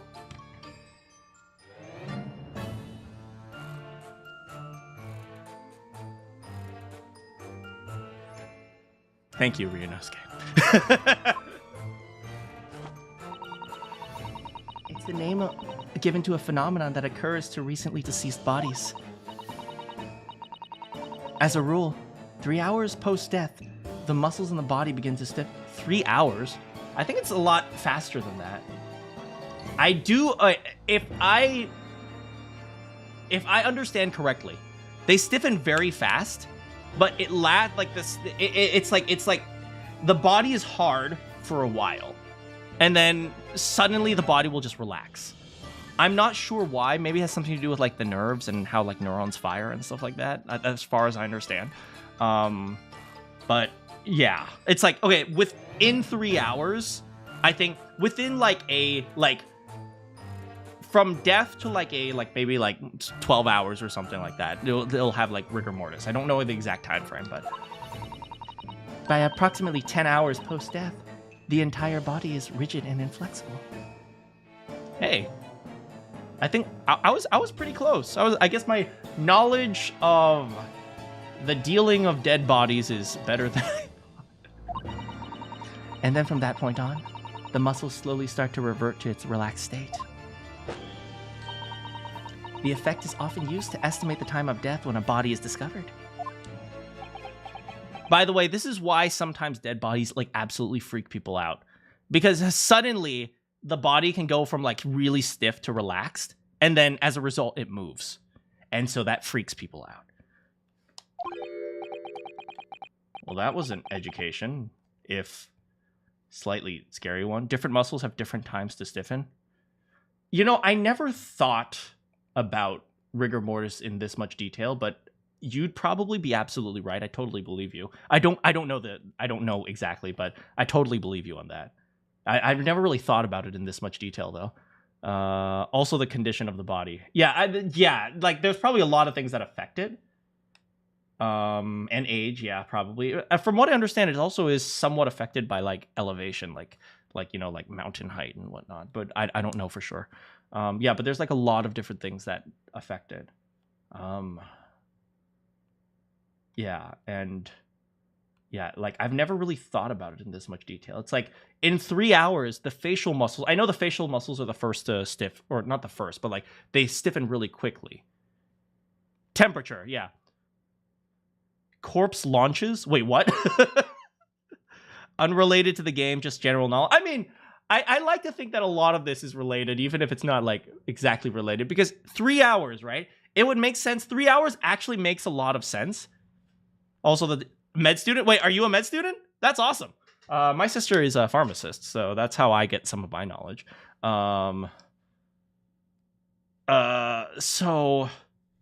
Hey, how's it going, Mystery? We're discussing the finer details of rigor mortis. I was about to say rigor mortis. But, yeah, so it's like, in 3 hours, I think the face would harden, but the body would still be flexible enough to move around. Maybe that's why she likes it. That's weird. Wriggly mortis. Because of the lack of oxygen, the muscles start to stiffen and last only for up to 2 days until they loosen. Also, hey, how's it going, Slippery? Thank you for adding to our knowledge of corpses. Ricky Mortis. As the mademoiselle says, rigor mortis commences 3 hours after death, and it starts with the jaw.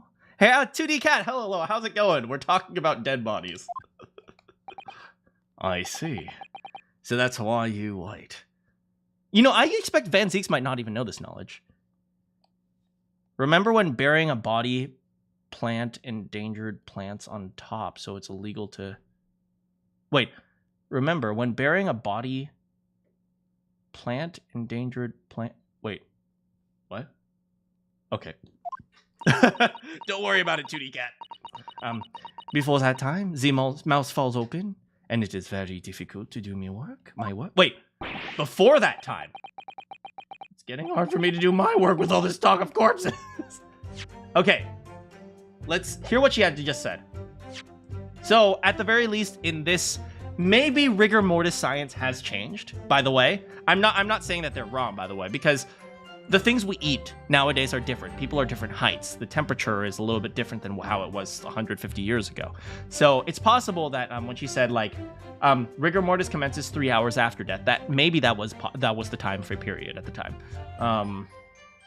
It starts in the jaw.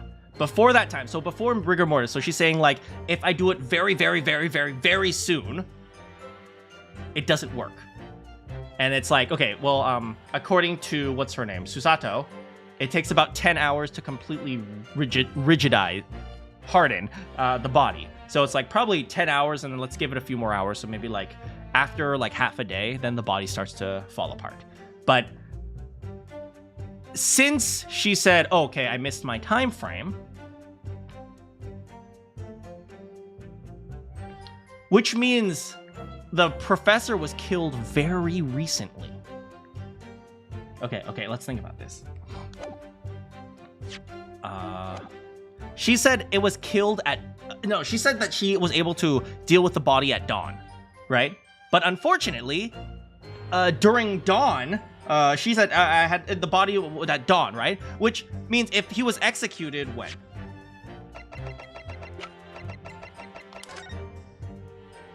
Death by hanging at midnight. Right, somebody mentioned that midnight. Midnight, right? Which means he should have been dead for like, let's say dawn was 6 o'clock, 6 hours, right? Which means he should have absolutely have had a hardened jaw at the time. But the fact that his jaw was slack indicates that he was really killed at like maybe 5 a.m. instead of 6 a.m. 5 a.m., 6 a.m. Killed at midnight, shot at about 3 a.m. You think 3 a.m.? I think maybe a little bit later because she said dawn. Maybe shot at like maybe 5 a.m. I would say. Maybe not 3 a.m. Hold on. We have the newspaper, right? Okay. When did Drebber do it? I don't know. I keep zooming in on this Asmon's signature right there, but I don't know. Anyway. Long story short, he was clearly not killed at midnight. Wait, she said she wait 3 hours and finish near dawn. Oh, did she say that? Okay, well, regardless of the exact specifications, maybe we'll check the details after we continue the testimony. But long story short, he clearly was not killed at midnight. That is very important, which means Enoch Drebber is actually the target of a government conspiracy, and I'm starting to feel kind of bad for him. I am starting to feel bad for him. Like I say, all villains are victims. And it seems like Enoch Drebber was unfairly targeted by the government because he happened to stumble onto a corpse. That sucks.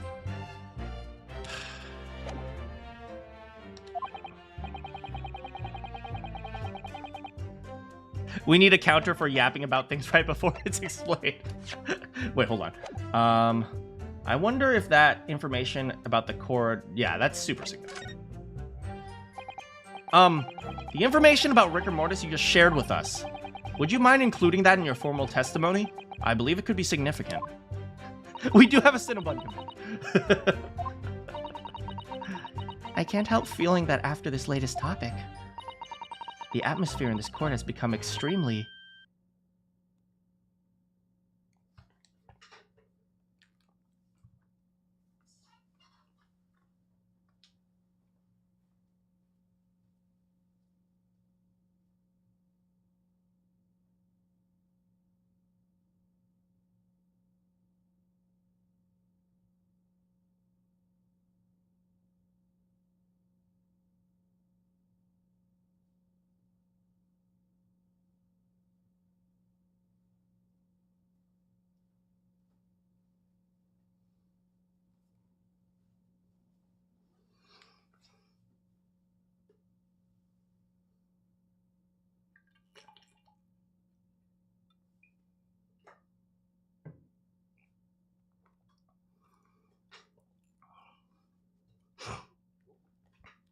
Susato, go back to Japan. I hate this game so much.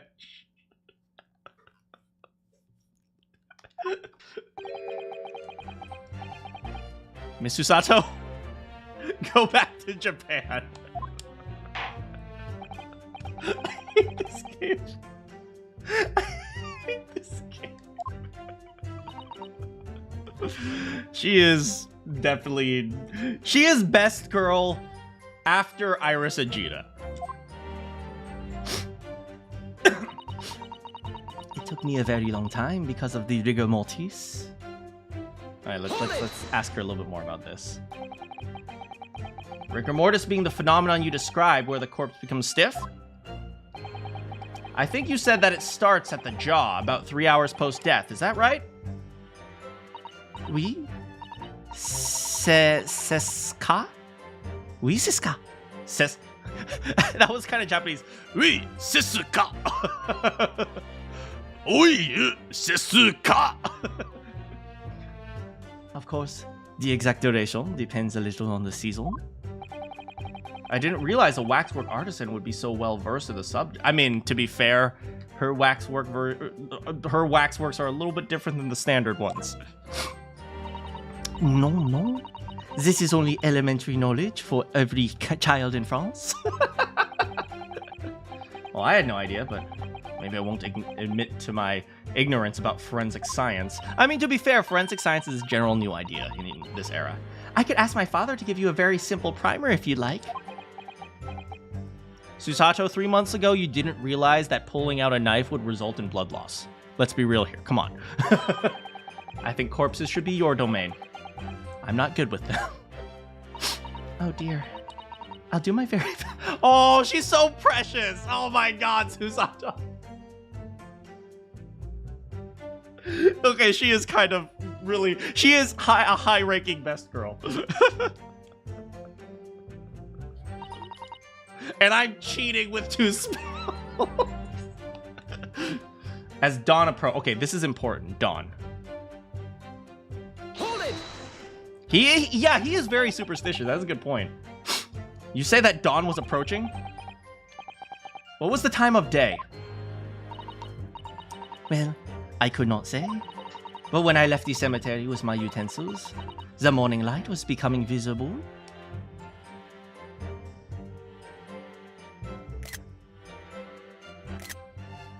This is the cutest pose I've seen ever. The execution took place on the 17th of June, which had the earliest sunrise of the year. The earliest sunrise of the year. Indeed. First light would have been around 4:40 in the morning. 4:40? Okay, that's a little bit earlier. I thought 6 maybe. But it was the summer, which is super early. That is really early. The fact is, I had very little time, so I finished my work in half an hour. Wait, hold. Important. Okay, so 4:40, right? 4:40 in the morning. 4:40 in the morning, half an hour. So let's say 4 o'clock. Let's just make it easy, 4 o'clock. Which means the body was absolutely not killed at midnight. I mean, it could be a little bit longer, right? Does rigor mortis occur faster in the summer or in the winter? It's a good question. It was necessary to complete the impression and bury the body before daybreak, of course. If somebody had discovered me, that would be a catastrophe. Wait, it's faster in the summer? Really? I was thinking it'd be faster in the winter because of the cold, but maybe it's faster in the summer.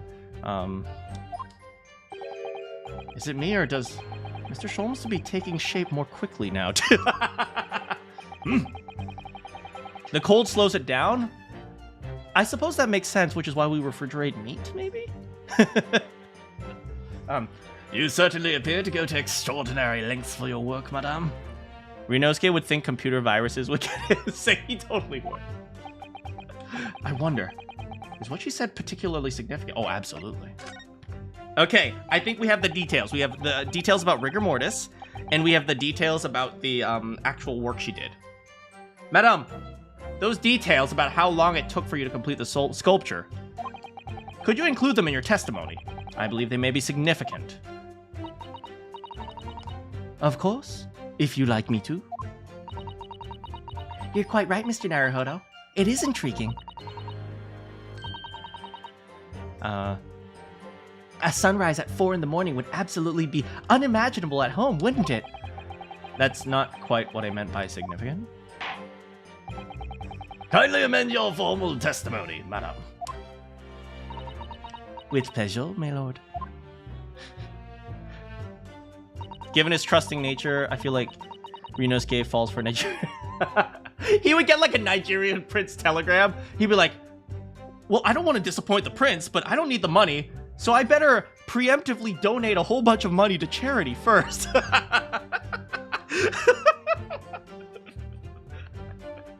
Okay, she finished the work in half an hour.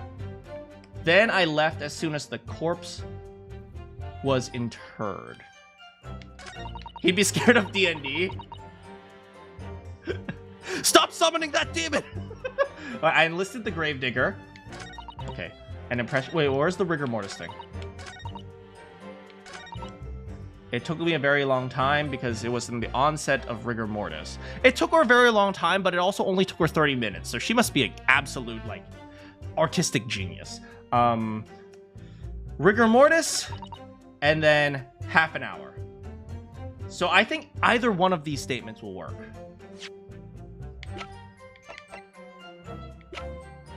Objection. Never mind. The defense thinks French women are very beautiful, but you're the most beautiful one of all. And I would have to overrule you there. Judge, how dare you? The defense apologizes. I agree with that. Okay. It wasn't I finished my... so maybe it's this one. It took me a long time because of rigor mortis.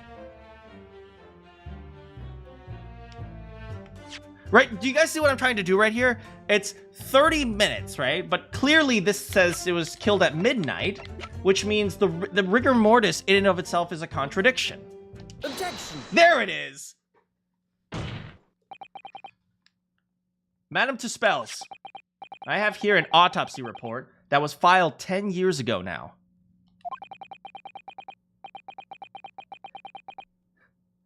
It confirms the death of the professor following the execution at the gallows. If Ryunosuke existed in this era, he would absolutely be liking every single post. He'd like this post and Jesus will save your child. It confirms the death of the professor following the execution at the gallows. And is that a problem? I believe it is. Because your testimony and a particular detail in the report completely contradict one another. I've simped 17 times. No, I did not. I have not simped at all. You all are calling me a simp just because I appreciate Madame Tuspells' artistic ability. Artistic ability being she is incredibly beautiful and I am in love with her.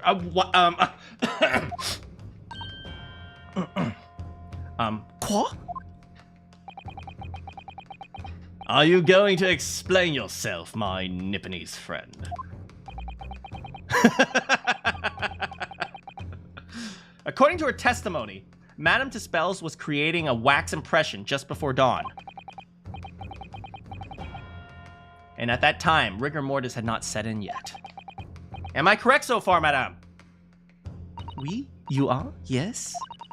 As I said, the stiffening of the jawline is the first sign of rigor mortis, 2 or 3 hours after death. But the man's chin was limp, so he cannot have been dead for a long time. But on the other hand, if you look at Dr. Scythe's report, it quite clearly states the following.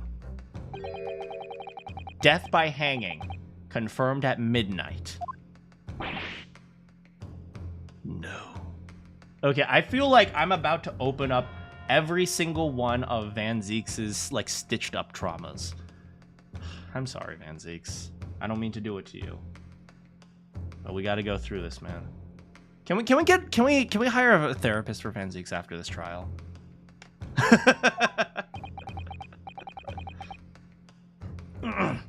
if the professor indeed died at midnight, Van Zieks, no.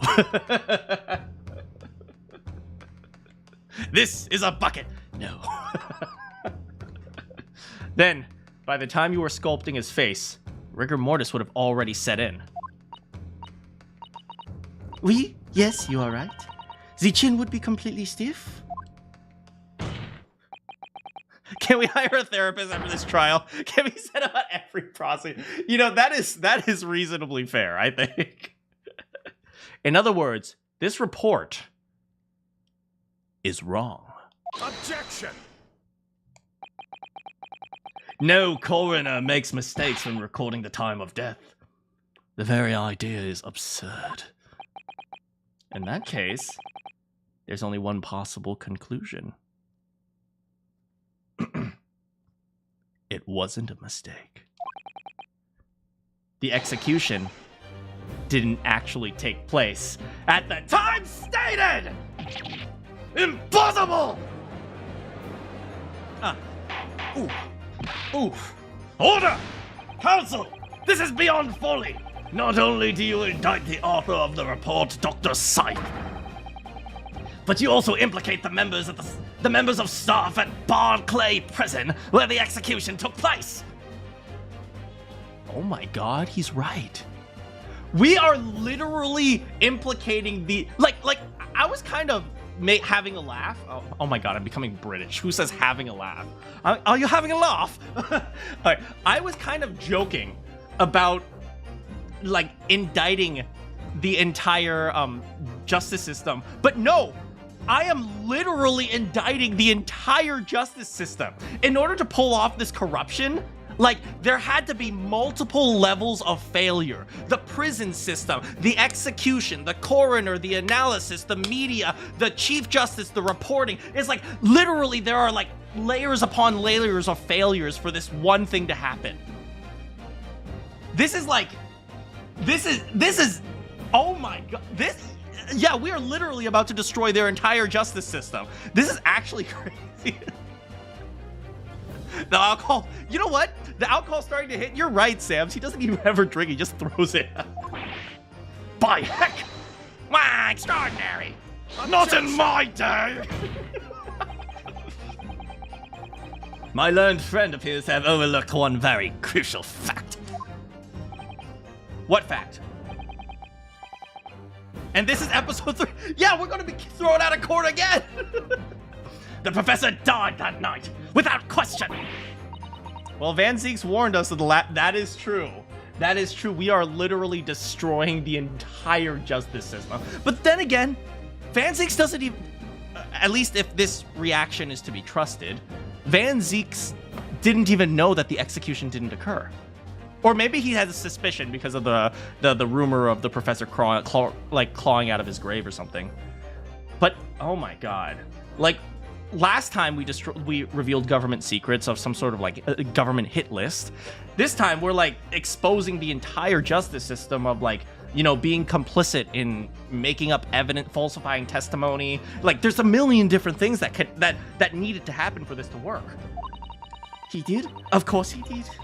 Objection! I moved the man.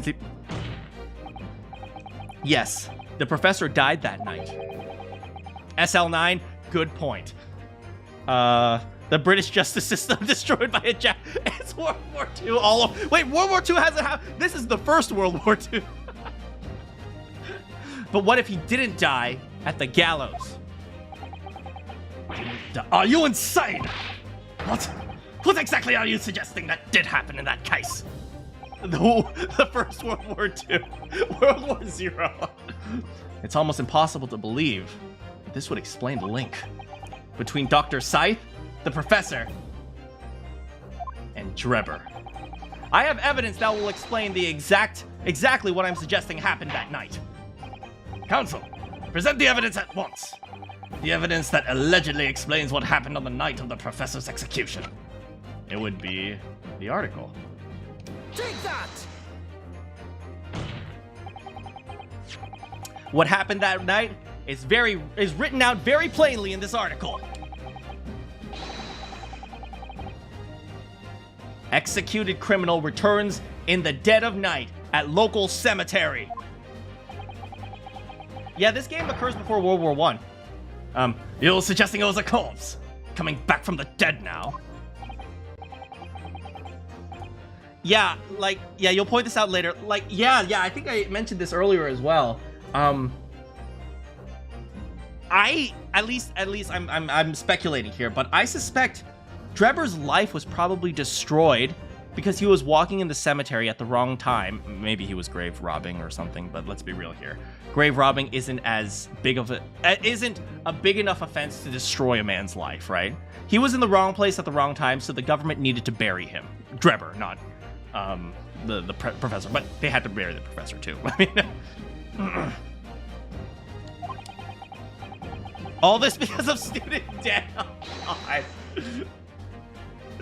The professor assumed dead following the execution emerged from his grave and was killed again. Objection! Don't be a fool. That's simply a rumor published by the gutter press. What's really interesting is that Van Zieks doesn't realize what Ryunosuke is hinting at. It's interesting how either some level of trauma or some really good narration or really good, what is it called? Wording can obscure the truth. If somebody says the dead came back to life, right? A very logical conclusion is if this guy was moving, he wasn't dead. But if you phrase it like the dead came back to life, you just assume it's absurd because it's phrased in a weird way.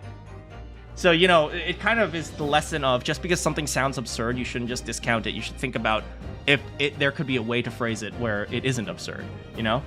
This proves that student death kills. Can you be certain of that? Are you serious? The point is, as the article says, there was a witness to what happened. My word, yes indeed. Maui? The young man who stole into the cemetery by that chance that night? Objection! Of course there was a witness. The story didn't write itself, but obviously the man made it up. And in any case, 10 years ago, there would surely be no hope of finding him.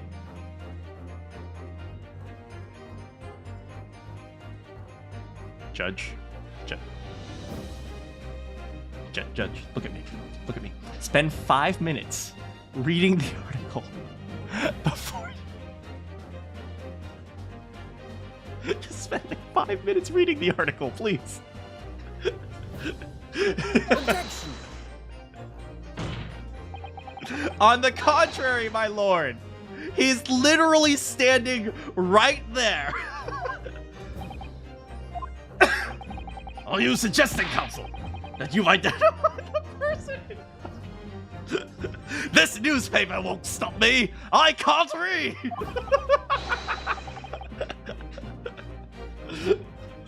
The judge does. Oh, that's true. He kind of forgets names a lot. Yes, my lord.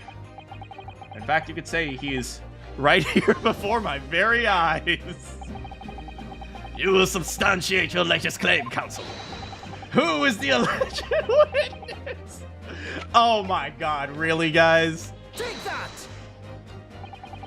The man in question is Mr. Enoch Trevor.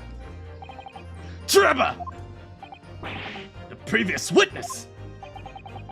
I mean, to be fair, they're actually not wrong. It was really difficult to find him. The special exhibit in the House of Horrors at Madame Tuspel's Museum of Waxwork recreates that decade-old scene in great detail.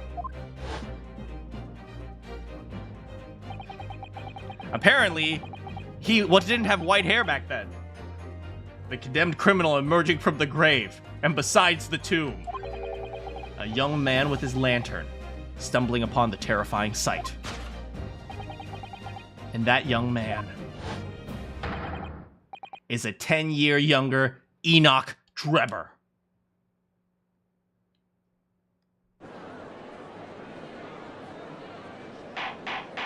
It wouldn't have been that difficult if he didn't waste time with anti-grav. That is a fair point. I looked back and saw that you realized that Two Spells potentially got in contact with Drebber. Yes! Yes! Actually, I was about to mention something about that. Thank you for jogging my memory. If Two Spells got in contact with Drebber, right? Because she must have in order to sculpt his face, right?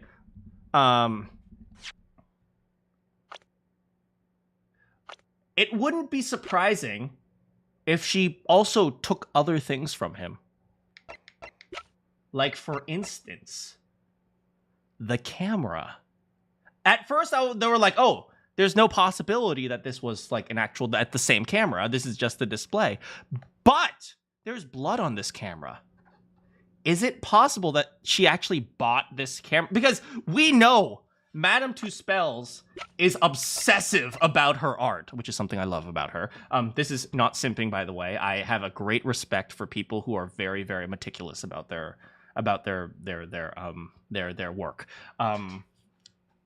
So maybe she was like, no, I can't do it with any other camera. I need to buy your camera. So she spent 200 pounds. I'm just using the previous number. She spent 200 pounds to buy the camera. Lie detect. Okay, it is kind of simping, okay? Fine, it is simping. Surely not, Counsel. Drebber was there. In Lowgate Cemetery. What is all this about, Mr. Drebber? Is the name significant? Of course. Madame Two Spells doesn't know. Oh, she knows. She knows. She knows. Yes, it is extremely significant, madam, to your situation as well. What situation? The theft of the Professor Waxwork from your museum some days ago was perpetrated by the very same man. No, but that would mean... Madame Two Spells. It would appear you know the name Enoch Drebber. Oui, yes, I know it. But from a long ago in the past. What? I'm here for dramatic effect. Good gracious! Explain yourself. Tell us everything you know. Yes, of course. Is this a testimony? Oh no, this is an account. The story of the young man with the terrible sight he witnessed in the cemetery was published in every single newspaper in London, throughout all of Great Britain. However, in all of the articles, the witness was simply described as a certain young man. No details were published about his identity. His name was never revealed. You love the theme. This is the music in this game is great. It captures the feeling of like the story so well, and this ominousness, like with the strings, and I don't know what the bell, the bomb, it's so good. It is really good. No details were published about his identity. His name was never revealed. Except by Odie Asman. That is, apart from one newspaper.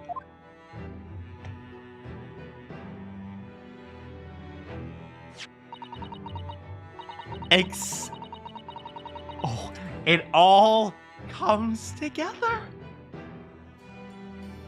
Oh my god. The Daily Circus? It is the paper from which the article I have already shown in court.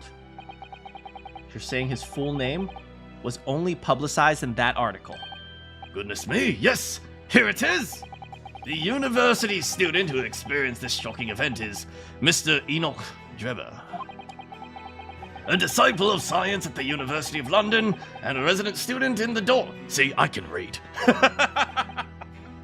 Unbelievable!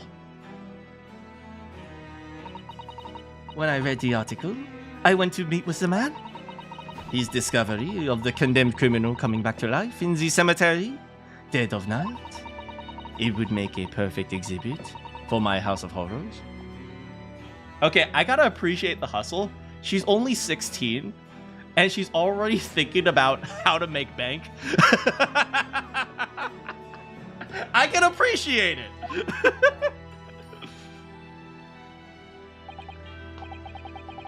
Random fact, Odie Asmon's Japanese name was Elder Men in Meningen. Meningen. Elder Men again. I don't know if that's a pun or something. I see. So you went to meet Mr. Drebber in order to sculpt a waxwork of the man. Exactement. He was studying science in the University of London. He was just a poor student. Oh, his name is a pun on Erai Dame Ningen. Damn, that's actually terrible. I paid him £5 to model for the waxwork. £5? How much is that? Okay, hold on. £5, inflation 1900. Okay. £5. So £5. Hold on. It's about 790. Let's 800 pounds. Okay, so yeah, she paid him 800 pounds to model. Okay, that's actually not bad for a student. Let's be real here.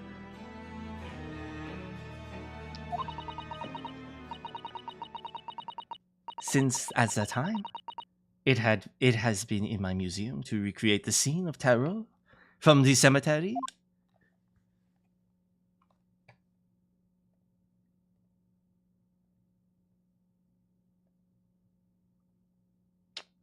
Man. All right. Oh, look at the way she stands with her legs crossed like that. Oh my goodness. So 10 years ago, a young man appealed to the public with an extraordinary event he witnessed. A criminal who had been put to death re-emerging in his grave in the middle of the night. But the public treated his claim as nothing more than an amusing anecdote and was soon forgotten. I mean, but if he was publicly humiliated, he might have been kicked out of school. It happens sometimes, unfortunately. 10 years later, the same man steals a waxwork model of the executed criminal. I mean, to be fair, Madame Dispels is kind of a victim in all this. She's not really related. She's not the one who publicized his name. She even paid him 800 bucks. At least in today's currency. Ostensibly to use as a body double for the victim in the case we're discussing here. Now she's thriving. She has turned her hardships into success. Even though the waxwork is a poor match for the victim, its face is obscured by a mask. So the question is, why would the man do such a thing? I am reliving my trauma. Do not pan the camera over here. Which brings us to 3 days ago, when the birdcage crashed into the Crystal Tower. If the birdcage had in fact contained not the body of Mr. Asmon, but the same waxwork, the coroner from Scotland Yard who investigated it, Dr. Scythe, would have immediate... Oh, yes. Remember how I said, like, he used the body as, like, a pseudo-threat to say, I know what you did? It could actually double, even go further than that. Not only is he just saying, I know what you did, he is also saying, I know what you did and you better work with me because I will reveal the identity of the professor. That, oh my god. Oh my, this is huge. Oh my. This is actually, it's crazy how deep this goes. Oh my god. They like, it's so deep. They went down and down and down. They dug and dug and dug. And then they hit the core of the earth and they got a shovel and they kept digging. Oh my, this is so deep.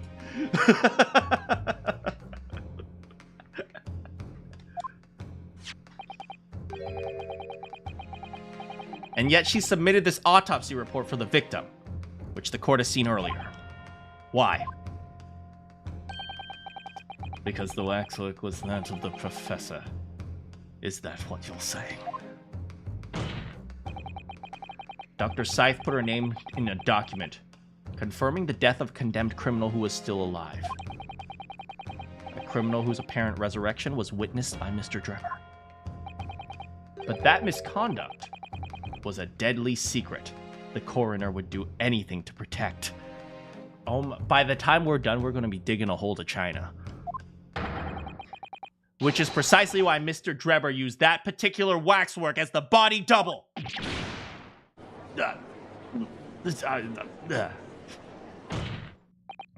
My lord, this court must summon Dr. Scythe to the stand. The defense is determined to find out exactly how the coroner and Mr. Drebber are connected. All right, Van Zeeks. I know we're opening up wounds for you, but I have no gripe against you in particular. I mean, come on. Like, can we not? You ruined my life, so now I'll ruin yours unless you That is pretty much the summary, and that's crazy, man. The sim count, on the other hand, is going through the roof. She's really pretty, okay? What do you want me to say? Ryunosuke is becoming powerful. He's becoming too powerful. Okay, listen. Van Zeeks, do you not want to get to the bottom of your brother's murder, man? I know it sucks, man. But if we can really put this to rest, man. Man, come on, Van Zeeks, please. But according to the missive I received this morning through the prosecutor's office, Dr. Scythe is unable to participate in these proceedings. Is that not the case? Well, let's see what the news media will think about that. I have the Daily Circus outside. If I was Ryunosuke, I would threaten going to the press with that. That's how I would get them to comply. Break down the wall. Talk no jutsu.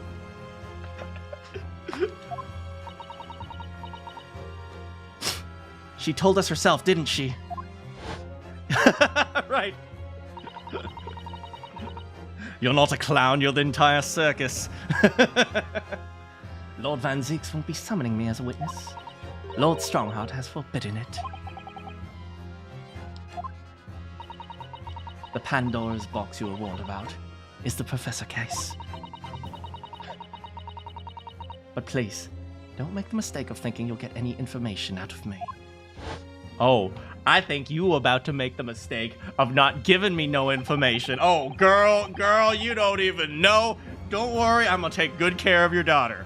Okay, that actually sounds really ominous. It'd be like, don't worry, I'll take real good care. Oh God, Ryunosuke's becoming the villain.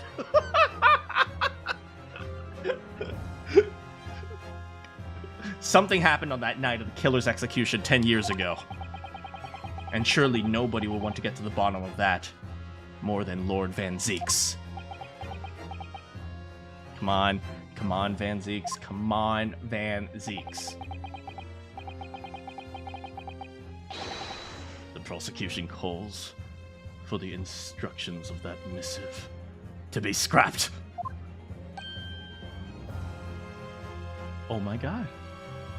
Oh my God. Oh my God. Oh my God. Is Van Zeeks... Is Van Zeeks about to grow as a person? Oh my... Lord Van Zeeks! The missive was issued from the Lord Chief Justice's office! Objection! Yes, but he's not here, is he? So he can't touch me. Nah.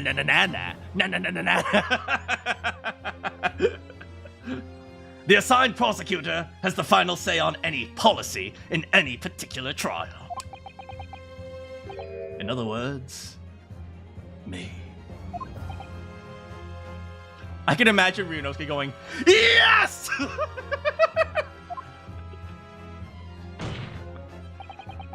Let Enoch Trevor and Dr. Scythe both take the stand together.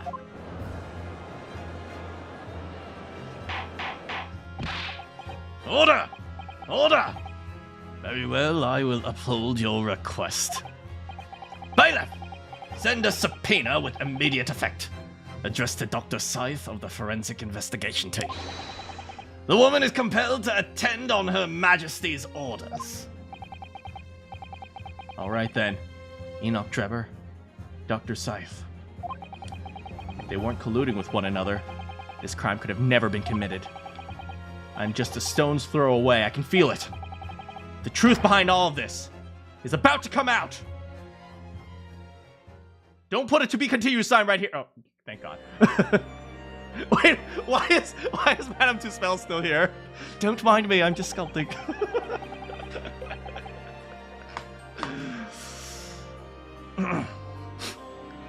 Thank you for your attendance at such short notice, Dr. Scythe.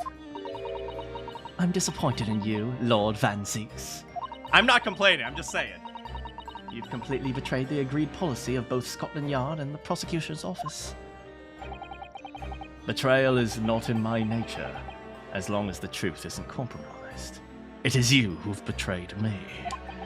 If it is, if there even is a hint of wrongdoing, then no matter who or who it concerns or disgruntles, I will pursue the matter to the bitter end, as would any prosecutor worth his salt.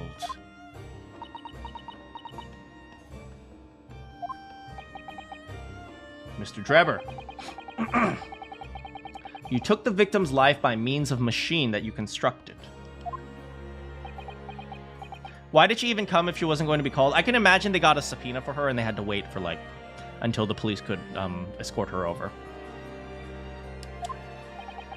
And Dr. Scythe, as the investigating coroner, you were the first on the scene to examine the victim's body. Is it the belief of the defense? It is the belief of the defense that you guys did a sick collab and were both complicit in this crime. And where's your evidence? Literally everything we have just presented so far? What the frick? At present, we have no definitive evidence, but we do have a very significant clue. What are you talking about? I'm talking, of course, about the waxwork. It's still sitting here in the middle of the courtroom. Has nobody bothered to move it? No, leave it there. It's autistic. The model of the killer, known as the Professor, who was sentenced to death 10 years ago. You don't need to tell me. I witnessed the man's execution with my own eyes, and officially pronounced him, and gave him official pronouns, and pronounced him dead. That remains to be seen. Are you a he or a she? He got pronoun.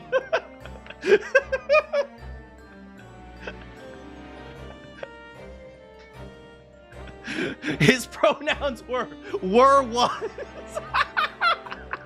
God damn it. That remains to be seen. Is that so? I did sip over Giselle Brett because she was very beautiful. According to the newspaper reports of the time, on the night following the execution... Hey, how's it going, Nana? The killer came back to life. Don't waste my time. And the sole witness to that mysterious event was you, Mr. They were all woke back then. You had to give him official pronouns in the coroner's report. Beep boop. Cha-cha, real smooth. The woke Scotland Yard. If what you saw in the graveyard that night 10 years ago wasn't some chilling fiction, but reality, it would make you privy to a very great secret of Dr. Scythe's. A secret so profound, it could compel the coroner to agree to collaborate in your evil scheme. I've got the moves like Jagger. Mr. Drebber, tell the court. Tell everyone the truth of what you saw in Lowgate Cemetery.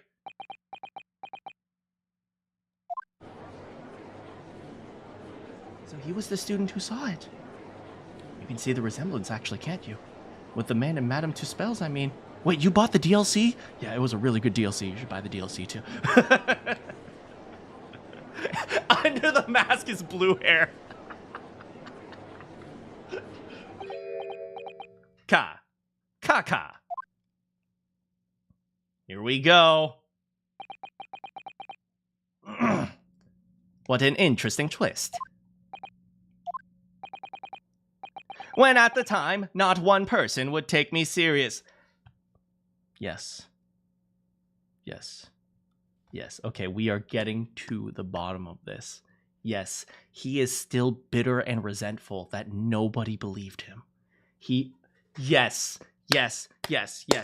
Be upset, Drebber. Tell us what happened. Let the truth out. The truth will set you... Well, actually, the truth will land you in jail. But still, just tell the truth, man.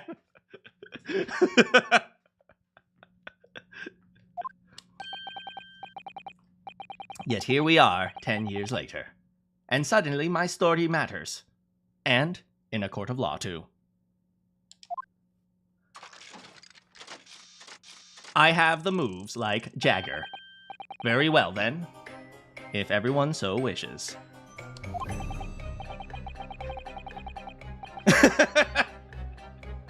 God dang it. Okay. Let's be frank. My name's Ryunosuke. No, you are Frank now. Okay. I'll tell you the truth of what happened on that night. For what it's worth. I really like his theme. Yeah, it's very, like, eccentric. It kind of shows, like, he doesn't really, like, he's just, like, he's gone, man. Is this a robot? No, my name is Jagger. Like, the man with the moves. So, Mr. Drebber, your testimony, please. About the events of the night 10 years ago. You will tell the court exactly what you stumbled across in Lowgate Cemetery. Ta-ta, real smooth. Yes, of course. As you wish. I do like how his hand's all twitchy when the gears are turning. I think he's like really cool design. I also notice he has like the plus and the minus for like positive and negative of like electric circuit stuff. Yeah, I really do like his design.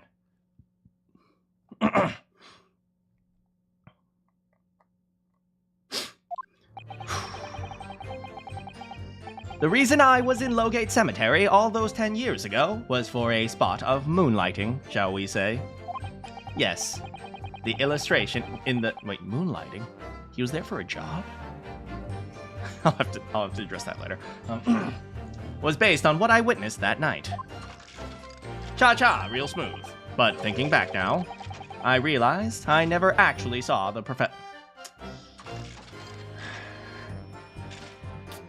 To tell you the truth, this is kind of sad.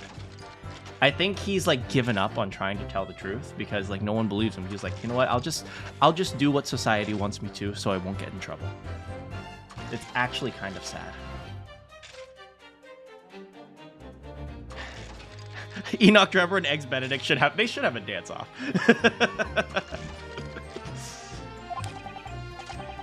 Soon afterwards, I was visited by a young woman who sculpted a model of me from wax. Then I gave up on my dream of becoming a scientist. And it was all because of the newspaper article.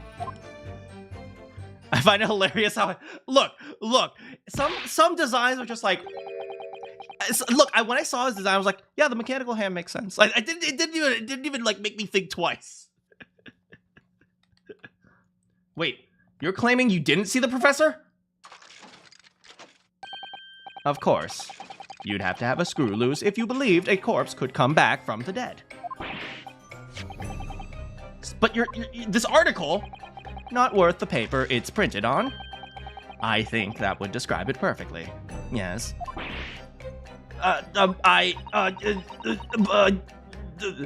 If the details in the article aren't true, it nullifies your argument as for why Drebber and Dr. Scythe would be working together. Yeah, at some point, like, the designs in these games are, like, crazy. I love them, personally. So he's discrediting himself to cripple my argument. I wonder why exactly he's doing that. I have a suspicion that he just, like, is like, okay, well, you know what? The government tells me to say this, so I'm just gonna say this now. But, yeah, to be fair, he's also trying to protect himself from murder. From being convicted of murder. Tell me, witness. You claim to have been in the cemetery on some auxiliary business. Can you elaborate?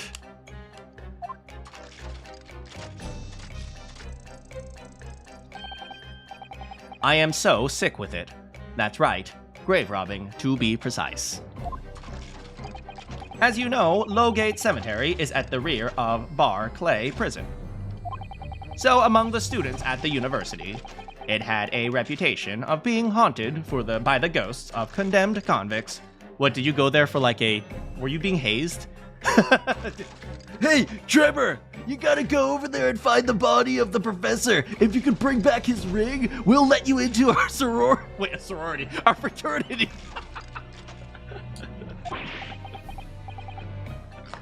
Grave robbing, you say? He did it to pay off. You know, that's kind of realistic. Let's be real here. Even according to Albert Harebrant, he has like no money.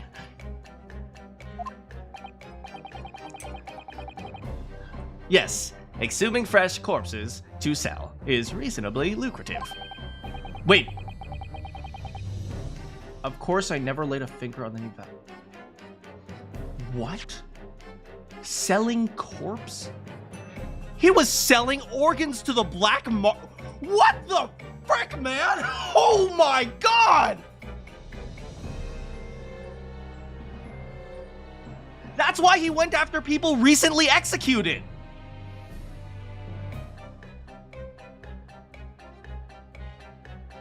Oh my god! Oh, you think it's selling corpses to hospitals for research? Well, we'll let him elaborate. So you are one of the so-called resurrectionists. He's called a resurrectionist. Are we sure? Are we sure he's not just selling organs to help for like transplants and stuff? Are we sure about that? Actually, my fellows and I went by another name. The Repurposer. Are we sure? Are we sure he is not selling organs?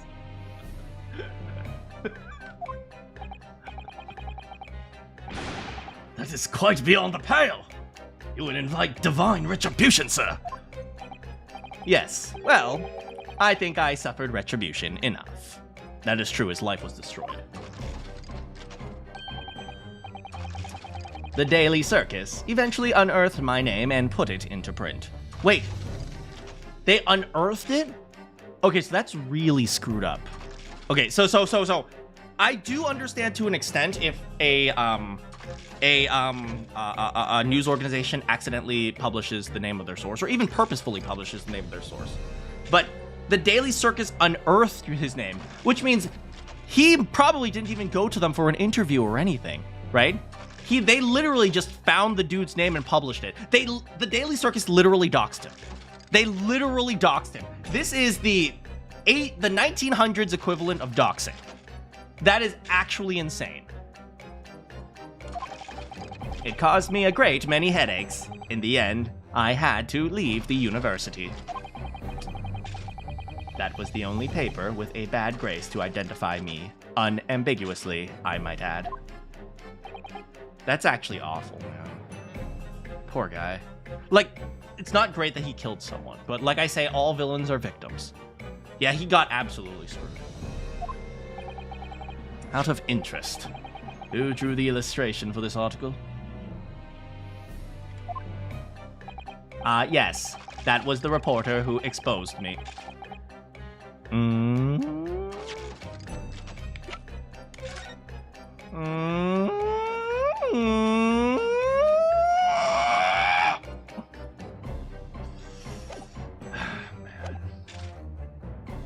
He sketched that right in front of me as I described. Oh, no, he did interview. Wait, hold on. This isn't making sense. The Daily Circus eventually unearthed my name and put it into print. Okay, so he did actually interview. Still, it's still functionally doxing. It is still functionally doxing, okay? That was truly an odious man. He was truly odious. It doesn't really make it all that much better. Obviously, as time ticked on, I bitterly regretted what I've done. Claiming to have seen something I never truly saw. Foolish. Very foolish. Well, counsel for the defense, you may proceed to the cross-examination now. At once, my lord. I kind of feel bad. They found his name and tracked him down. Oh, that does make sense. When he said they unearthed his name, so they like literally sought to, they forced him to have an interview. Like they strong-armed him into. That does make sense. That makes sense. Let's be real here. The justice system being totally corrupt. Right, let's be real here. If this guy is not the big bad, then it's probably I still have like a sliver of like belief that it could be Iris. Strongy is a good boy. I don't know about that. Okay, he was moonlighting. All right, let's get a little bit more about. Wait, we know. Okay, tell me about your organ business. Hold it! By moonlighting, you mean grave robbing.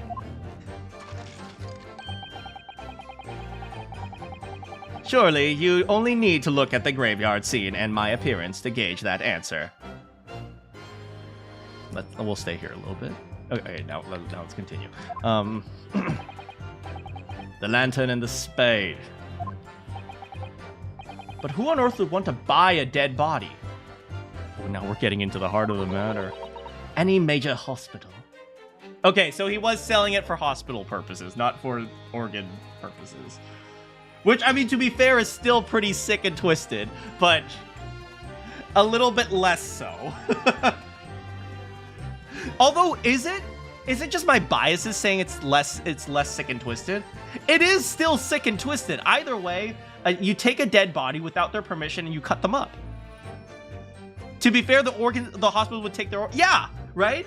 I think that's my own bias saying it's not as sick and twisted. It is still awful. I can't believe Iris killed all those nobles 10 years ago and blamed the professor. It was Waggy! Waggy, attack! It wasn't a hound. It was a cat of the Baskerville. It was the cat of Bakersfield. A hospital? In order to better understand the human body, the study of anatomy is crucial to medical science. But there isn't a hospital in the world that has enough specimens to work with. Which is why my daughter is always cutting up live specimens. The feline of Bakersfield, California. God damn it.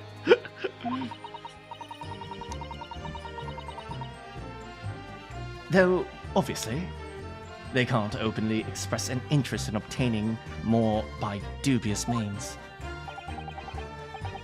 As aspiring scientists, we young researchers had no money to work with, as I'm sure you can imagine. So we made surreptitious arrangements with a hospital via some of our medical student acquaintances. Damn. There's like an entire like university student black market for bodies. This is juice, baby. Oh my goodness. We would never take anything of value from the graves. Yeah, just take the body itself. It was all for the furtherance of science, you see.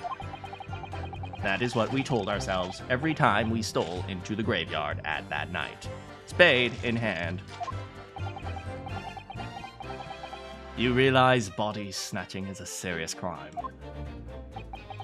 If you were caught, you could expect the gravest of... God damn it, Vince.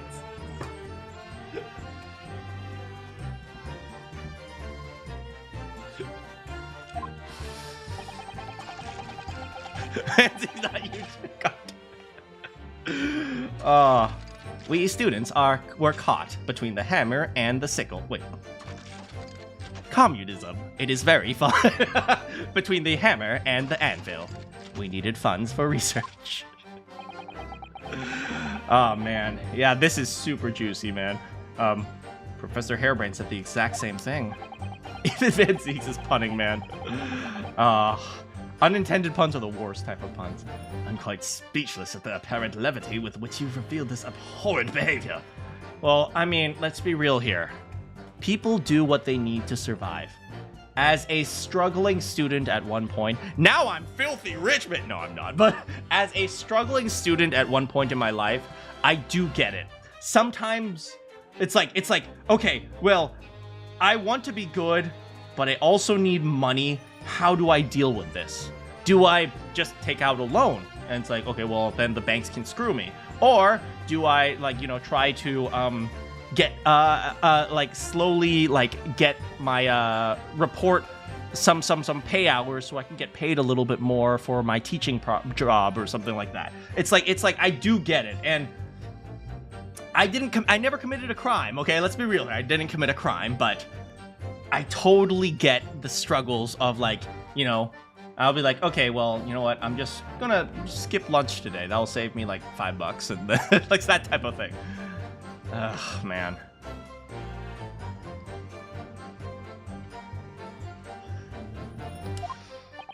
Well, if you wanted to know why I was there at Lowgate Cemetery, that's the reason. I committed 3 war crimes, dang it. But I never expected it to end this way.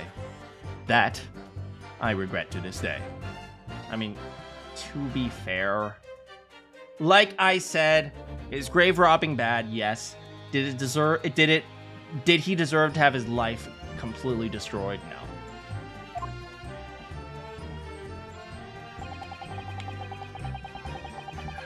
The illustration in the newspaper. Sure. Hold it! The strange happenings at Lowgate Cemetery, which you now deny. Not entirely. I ran to fetch the police at the time, you know. I was shaking like a leaf. But you see, leaves do not shake.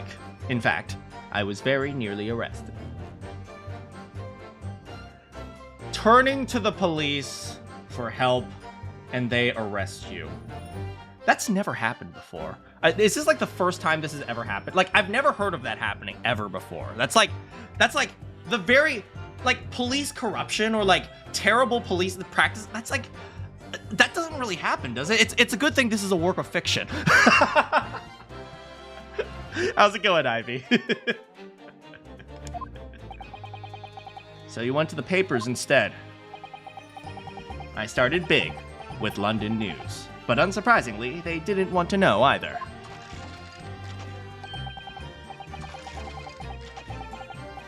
In the end, though, it was the reporters from Gossip Rags and Gutter Press that came to get my story. Good thing it doesn't ever happen. It's a good thing that this is all fictional and not true.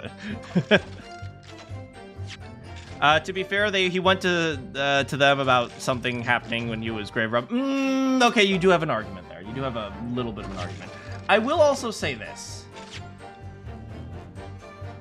I started big with London News, but unsurprisingly, they didn't want to know either. The way he words that is kind of interesting. It's not, they didn't believe me. It's that they didn't want to know. Right? There's a saying. Media, functionally this. Media is the 4th branch of government. That's the saying that we have in the United States. Essentially what that means, in the United States, for those of you who don't know the U.S. Government system, the United States has 3 branches of government. They have the executive, the judicial, and the legislative. And they all keep each other in check. And when people say media is the 4th branch of government, essentially what they're saying is sometimes, often the government tries to work with the media to portray ideas and narratives in the light that they want, rather than honest journalism and honest reporting. So instead of, having journalism keeping things balanced and say trying to be honest and trying to be truthful of what they do, they work with the government to make things a narrative that works for them, which is the saying, media is the fourth branch of government, right? We used to. Okay, fair enough. Let's try to avoid that minefield. But, yeah, but unsurprisingly, Fox wants to know my location. Oh, God. Oh, CNN. Oh, God.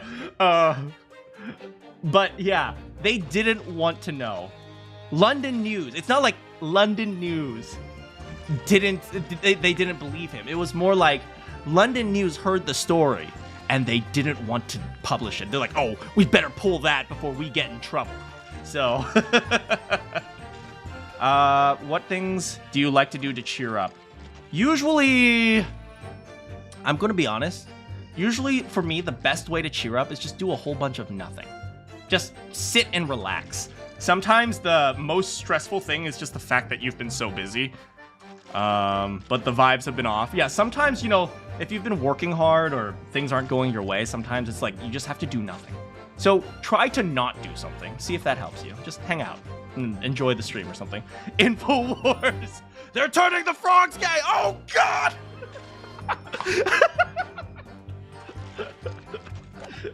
Hope that helps you, Ivy.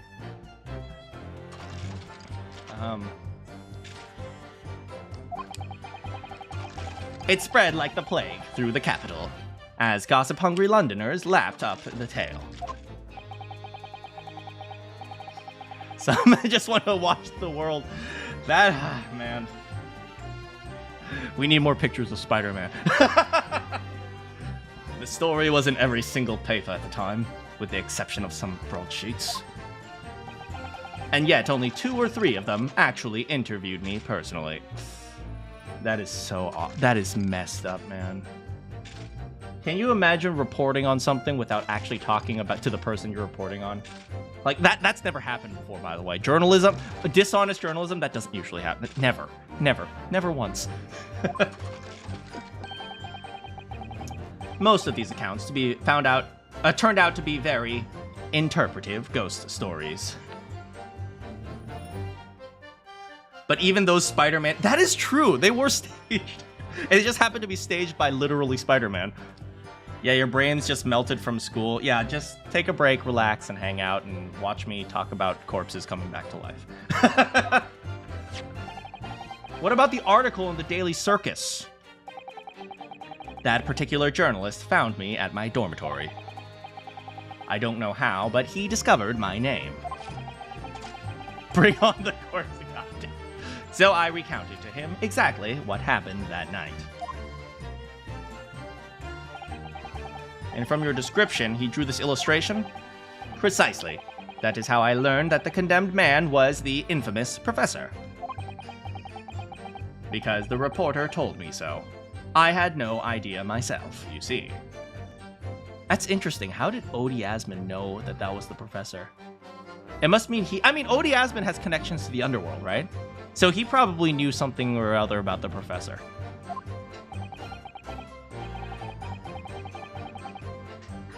Then how did he know about the mask? I don't know, but what's the point of the mask? Am I right? Newspaper reporters are wont to snoop around in matters that don't concern them. So the scene portrayed in the illustration is accurate, then? Well... I realized that I never actually saw the professor. Okay. Hold it! So did you or did you not? What are you talking about? I think I explained already, didn't I? Lowgate Cemetery is at the rear of Barclay Prison. So it was renowned among the university students for being haunted.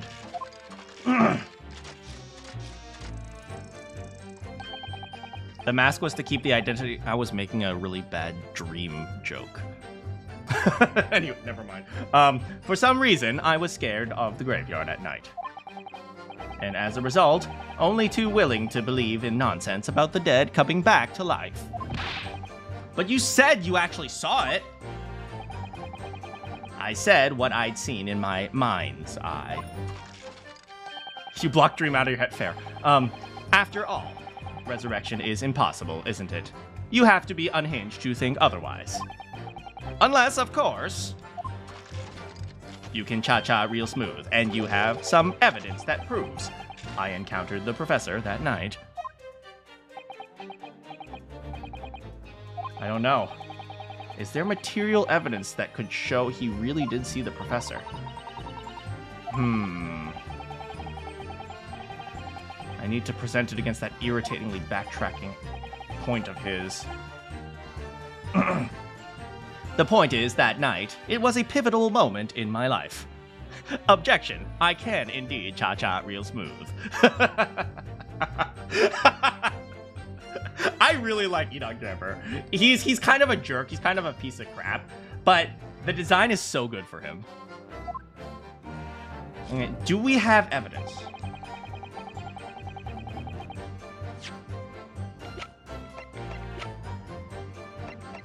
Well, we have his camera. Or I believe it's his camera. But do we have any way to prove that it's his camera? That's the question. Do we have any possible way to prove that it's his camera? We have the blood stain. I suspect this is his camera. If we can pin this on him, we do have, in fact, the evidence. You can't prove it yet. We need to find a way to demonstrate that this camera belonged to Enoch Drebber. I suspect it is his with that blood stain and the obsessiveness of Madame Tussauds. There is no way it's not his camera. Hold it! And I think this statement will give it to us. The young woman being Madame Tussauds. Precisely. I must say, I didn't expect to run into her again. Like this, 10 years later. Oui, as I have explained. I went by the name published in the article. And comme ça, I found the match? Yes, the article in the Daily Circus, you said. I was a poor student with barely a penny to my name. And the young lady put down £5 in front of me. I mean, to be fair, that is like 700 pounds in today's time. It's, in theory, it's still not much, because 700 pounds, like, has a lot less spending power than, you know, you might expect nowadays. It's like, I think the one sign of growing up is realizing that $100 isn't as much money as you thought it was.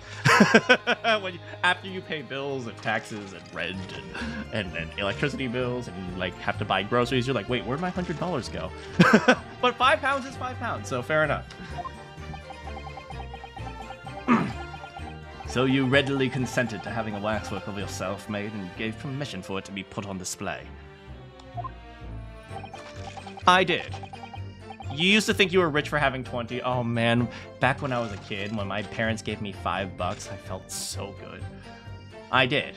I should sell what little I had to sell. I could. Oh yeah, please elaborate. Please elaborate. Ah, oui. I remember now. I purchased something else from you that day. N'est-ce pas? Is my fiance about to save the day? Oh my goodness. My darling, please continue.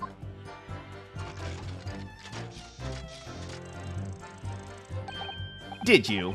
I cannot say I remember. What was it, madam? What was it, madam? His camera. We got him, baby! I made a point of taking it with me whenever I made an excursion into any cemetery. Wait, why would you do that? You took a camera with you, sir. To what end? To record the details of the bodies I disinterred. But I had no intention of ever visiting the graveyard again after that night. So I sold it. I see. But I still have it, monsieur. It is part of the special exhibit in my House of Horrors. I am very meticulous about that. Do I know my wife or what? It is the Tussauds way. It would seem then that you don't actually have the camera. We do. I'm just going to give you guys a quick reminder. This camera, we just casually stole it from the exhibit at a time where we had no idea this would actually be evidence. We were just like, oh, nice camera. We'll just take this. Yes. Interesting.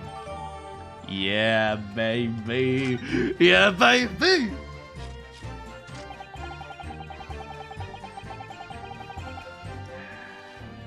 I gave up on my dream. I'm gonna press him because I'm actually kind of interested to hear what he has to say on this. Hold it! This article, you mean? Published in the Daily Circus. Yes. Somebody informed me that the dean... somebody informed the dean that it was my name that appeared in the article. And carelessly let slip that night after night, I was digging up graves. Ah, fair enough. He did get dinged for being a grave robber. It's a sign of good... It is good writing. The university's reputation was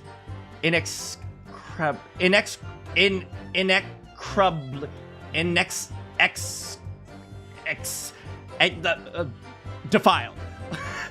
And I was expelled as a result. Mon Dieu, I had no idea. Oh, does Madame Tuspel feel bad? I mean, to be fair, she's not a terrible person. She probably feels bad for that. And having been run out of university, you found employment in a somewhat specialist trade.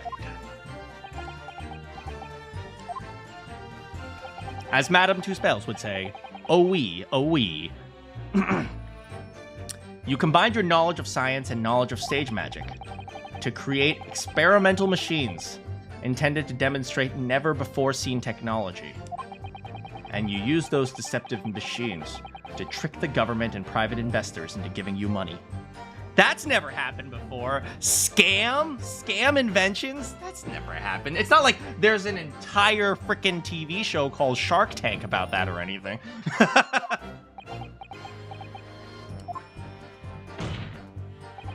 Professor Albert Harebrain was just your latest victim, wasn't he? Dang, now that I think about it, he probably destroyed a lot of young scientists' careers, too. Oh, man. Whatever are you talking about? I have no recollection of doing anything of the sort.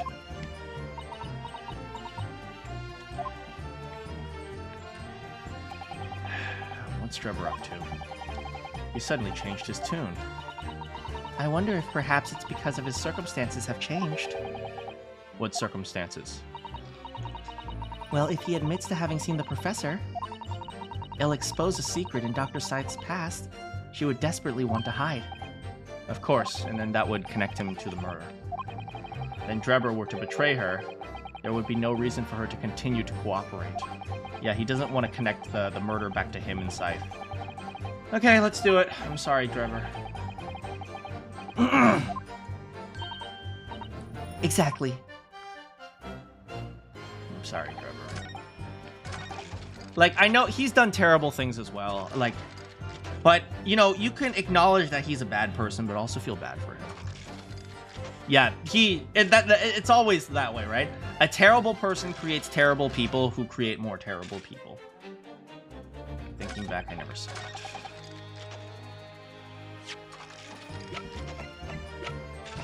Actually... Objection! Oh, did I choose the wrong one? Maybe I chose the wrong statement. Hold on! Stop being dumb, Naruto! Sorry, Judge. Oh, maybe I have to press the statement. Or maybe... Oh, wait, let me just make sure. Let me just make sure I do this correctly. Okay, so first, I'm going to analyze the camera. There was a blood stain in here. Ooh, wow, amazing. Yay, a machine's so cool. Oh, wow, mechanical pencils. I love taking apart mechanical pencils. I wish I got the autism that allows me to solve cancer, though. Oh, look, a blood stain. Oh, wow, I love blood stains. I'm a true crime girly.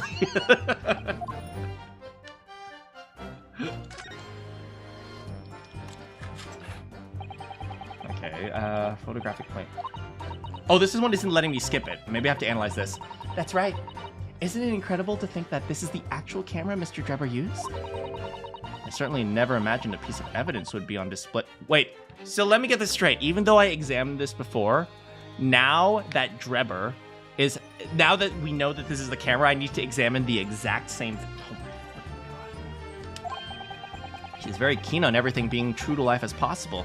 Isn't she amazing?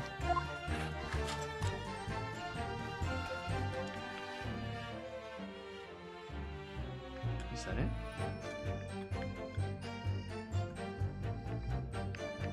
I was just complimenting my fiance. There's no simping about that. Come on. Nothing here. It's just new dialogue. Okay. Just to make sure. But I think you guys know what I'm going for. We're trying to tie this blood stain to the shooting of the professor. All right. Maybe we have to press this, right? Soon afterwards, I was visited by the wax thing. Okay. Yes, the illustration was based on what I witnessed that night. Hold it! We're gonna press it. Maybe the prompt will come up for, oh, we have to, do we have any evidence? Look at me. I have the moves like Jagger.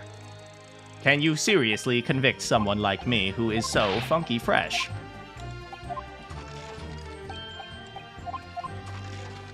Unless, of course, you can find my ultimate rival, Egbert Benedict.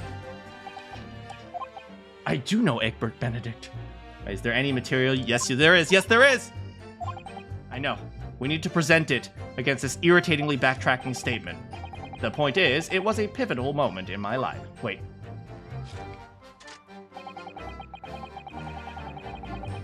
Huh? Thinking back now, I realize I never actually saw the professor. Is it not the camera?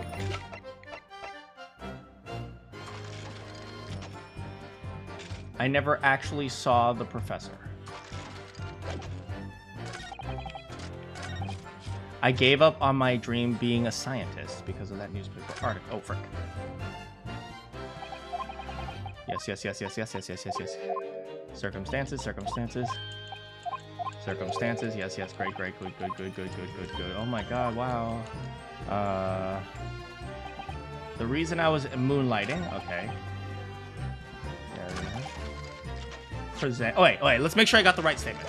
Thinking back now, I realize I never actually saw the professor at all, though. And he said if we have any evidence that... All right, let me press this one more time.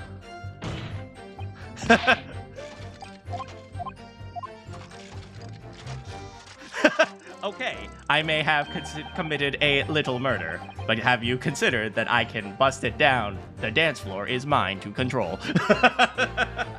Okay, good. Okay, yeah. Resurrection is impossible. You'd be unhinged, unless, of course, you have evidence that proves I encountered the professor that night. I don't know. Is there any material evidence that could show he really did see the professor?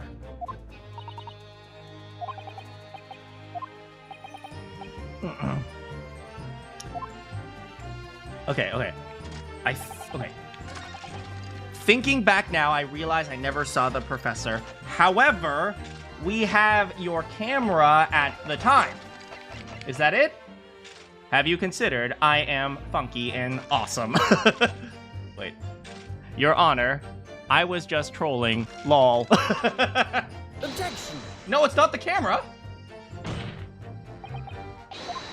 You literally just did that, you idiot!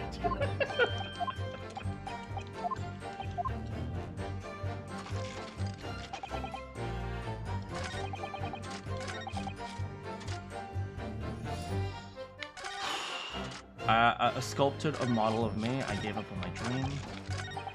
The illustration was based on what I witnessed that night. I was in Lowgate Cemetery. Okay, so it seems like I never actually saw the professor. Okay. Let's think about this. I never actually saw... You're saying look at the mask? I mean, there's nothing to investigate about the mask.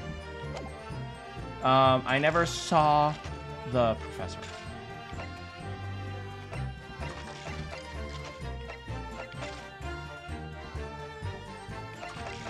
maybe present it. I don't see why we would.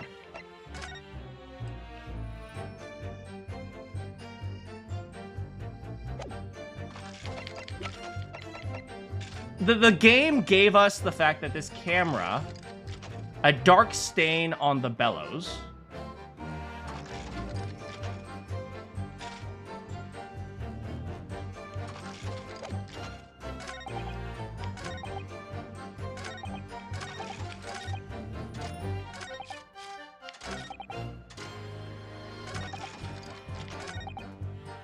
How did he say? But he never said anything about the mask. Thinking back about now. Yeah, he never said anything about the mask. I mean, if he did say something about the mask... Hold it! Hold on. What are you talking about? Lowgate Seminary, so I was renowned for among us students for haunted cemeteries. Also, try not to give spoilers, okay? Try not to give spoilers, okay? Please. For some absurd reason, I was scared of the graveyard at the night, and as a result, the nonsense of the guys actually saw it. I said what was saw in my mind's eye. After all, the resurrection is impossible. Okay, think. You have some evidence. Is there any material? Okay, the point is that... Okay, wait.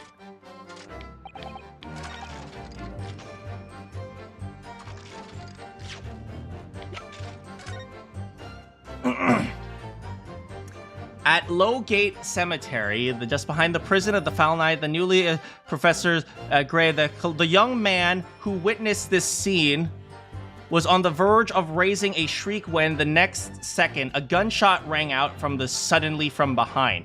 The bullet pierced the resurrected man's chest, whose breath then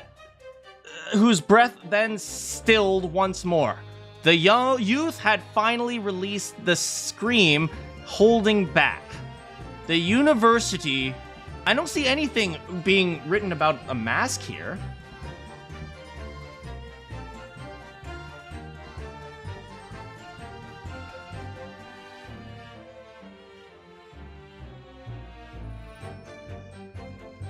The drawing is based on what he said on the event. Is that supposed to be a mask?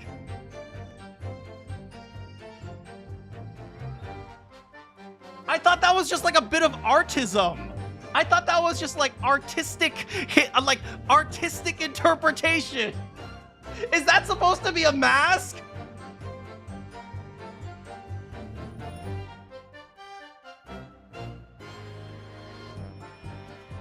Is that supposed to be a mask?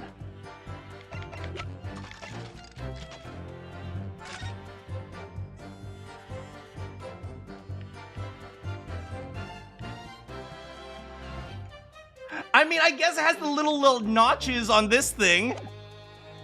It looks like a mummy head. Yeah. To me, it looks like a zombie, right? This looks like warts or something. These look like warts. I thought he was either just drawing a zombie head or something. Is that supposed to be a mask?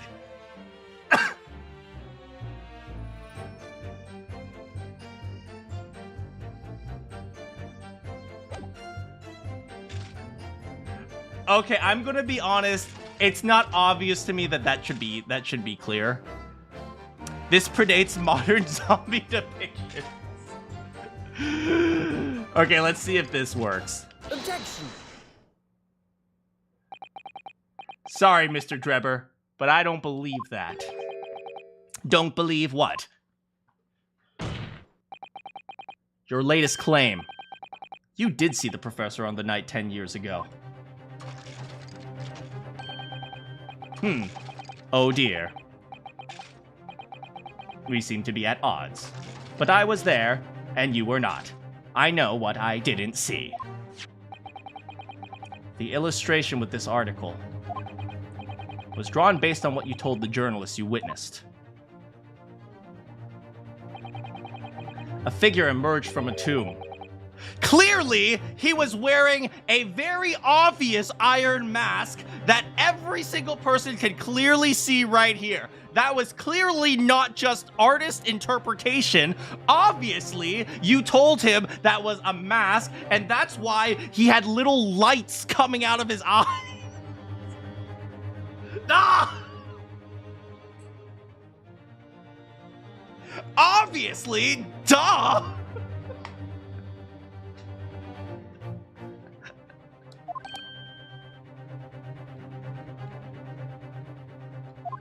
He can't draw eyes, just be nice. He had laser vision. It's true, he had laser vision. I was there.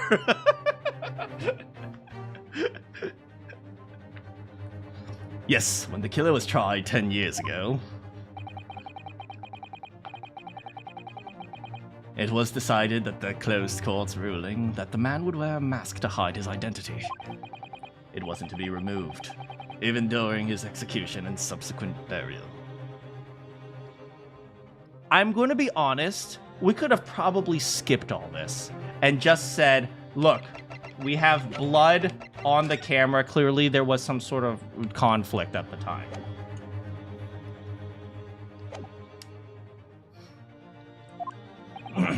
Not even the prison wardens were there to see the man's face. But obviously, the provision of this mask was not made to be public knowledge. I suppose you can't prove that the blood was from... That is true. That is true. I mean, we could have... You know what?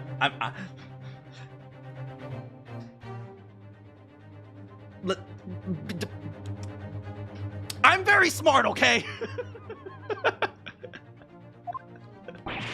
A lowly student of the University of London certainly wouldn't have known about the condemned man's mask.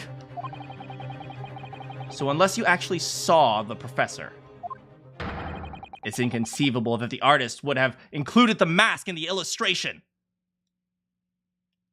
Odie Asmund comes back from, like, the grave, like, actually, it was just artistic interpretation.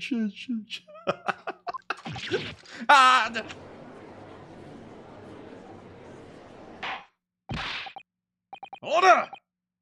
Well, Mr. Drebber.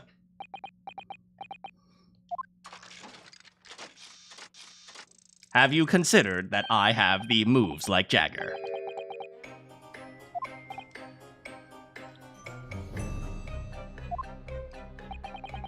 And as it already pains me to point it out, I can cha-cha real smooth. A mark of a genius artist that we're debating the meaning of his work.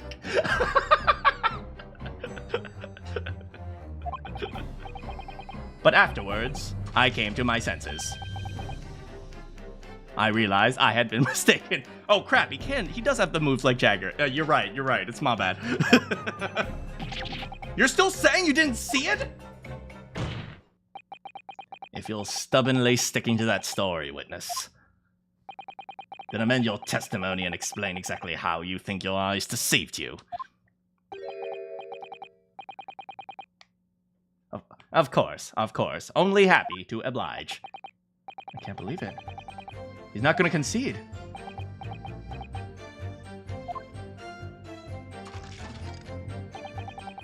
What in fact I witnessed was a fellow grave robber at work. What? Really? Hold it! A fellow grave robber? What the frick are you talking about? Well, I wasn't the only one busy in the cemetery that night, you know. Other body snatchers were at work. Of course, they did not have the moves like Jagger.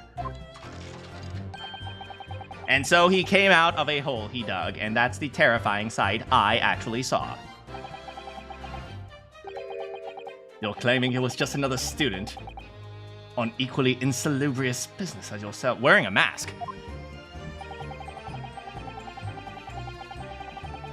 Many of the medical students would wear metal masks to protect. Okay, that is cap. Okay. You stop the cap. Okay, what the frick? What the frick? No. You capping right now. Clearly, the fellow was using such a mask to protect his anonymity, wouldn't you say? Objection! But that's Cap, isn't it? I mean, Maria has a metal mask? Yeah, but it ain't looking like a zombie. She has the Plague Doctor mask. And I don't think those are metal either. I think the beak is metal, but like most of it is cloth, right? In the next second, a gunshot rang out suddenly from behind. The bullet pierced the resurrected man's chest, whose breath was then stilled once more. We might assume that the sexton discovered the miscreants at work, perhaps, and fired upon them. If a gravedigger had shot someone in the cemetery, I think it would have been rather big news, my lord.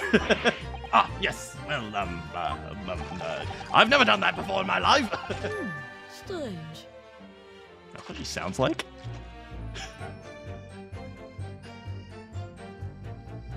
Ow, my feet! Ah, Madam Dispels, please! Ah, Jesus! Oh, goodness! Ah, Jesus me! Excuse me.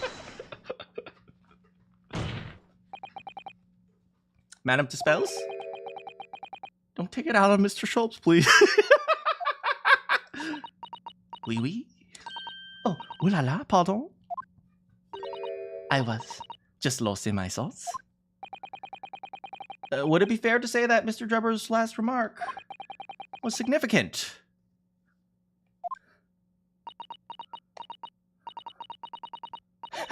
That is actually Schultz's head. I thought it was a little strange, that is all. How Monsieur Drebber could claim this now. If you don't mind me saying, madam, what are you talking about? Where's Schultz? Yeah, he's hiding from the debt collectors. Well, I met you once 10 years ago at your university dormitory. You recounted to me about your adventures in the cemetery, no? Including the gunshot. Stop. You might want to watch your tongue, you know. Objection! Have a care, Drebber. That is no way to speak to a lady. Rebooting. Please, Madam Spells, carry on. Of course. According to what Monsieur Drebber told me at the time, he did hear a gunshot from behind, and the bullet hit the condemned man. I said nothing of the sort. No? You were very explicit about the details. About a mask that the figure was wearing. And the blood that splattered over you.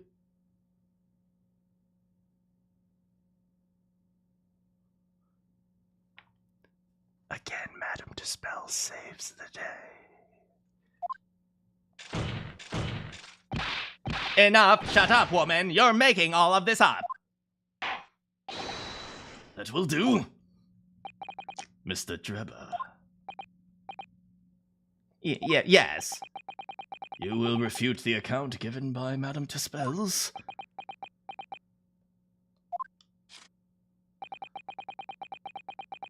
I have no recollection of ever saying those things. Come on, man! Do you really expect— Control yourself, counsel. I will not permit badgers in my witnesses. Right, no badgers. Under the circumstances, I think that it's best you supplement your testimony. Very well.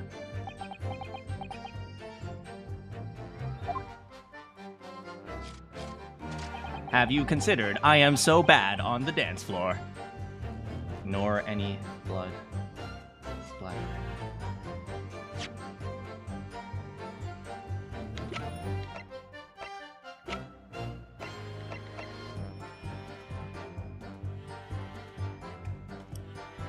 Will Drebber get a chance to prove himself against Eggs Benedict on the dance floor? Find out next time.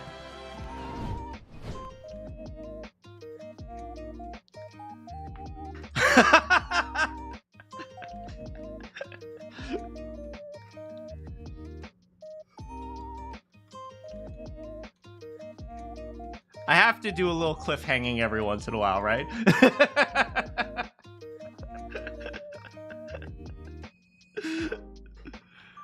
There are some things you don't do. Don't worry, next stream will be super, super good. The next stream will be Tuesday, so unless I decide to randomly stream on Monday, which, depending on how things go, maybe. But you don't do it in the middle of a test. I thought it was a perfect cliffhanger.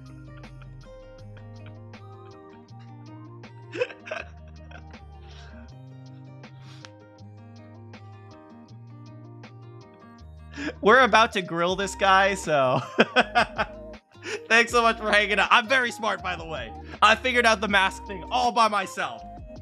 Easiest game of my life. The rest of the cases, I'm looking forward to seeing how the case wraps up. I'm also looking forward to seeing how any of this is related to Kazuma, supposedly in that mask over there, and how like the professor thing seems to be an overarching plot point. So I'm curious to see how it affects Professor Mikotoba and so on and so forth. Oh man, I'm sorry unfortunately I have to give you guys a little bit. I have to give you guys a little bit of the cliffhanger. Oh yeah, the watchword in the 5th case of the first game was professor.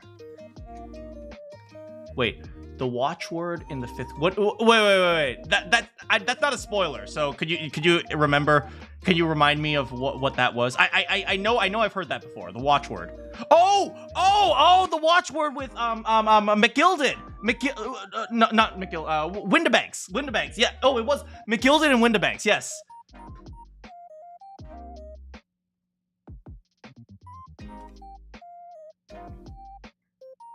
Wait a second. I have discovered a major plot hole. Oh. I have discovered. How did Gina redeem the jacket if she can't read?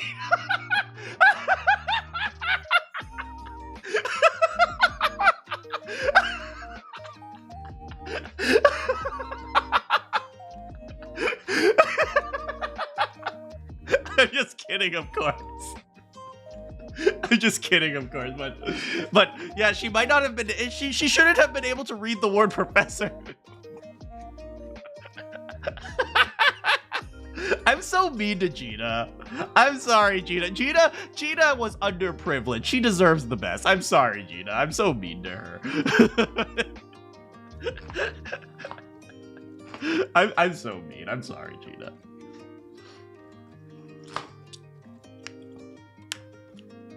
Hey, interesting. You wrote Mick.Gilded, and my my bot actually flagged that as an illegitimate website.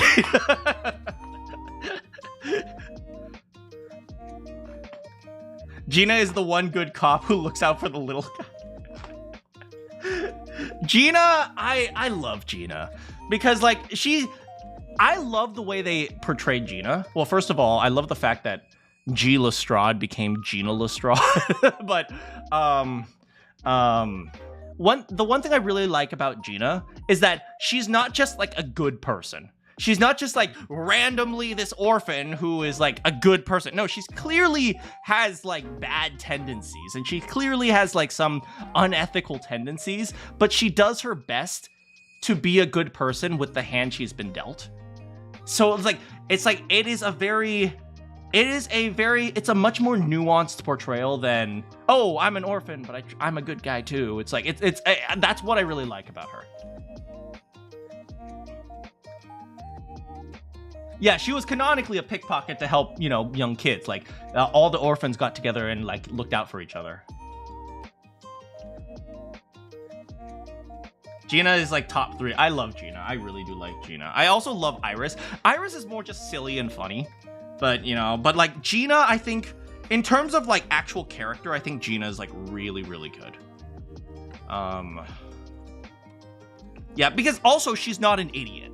Like, she's dumb, but she's dumb because she doesn't have an education.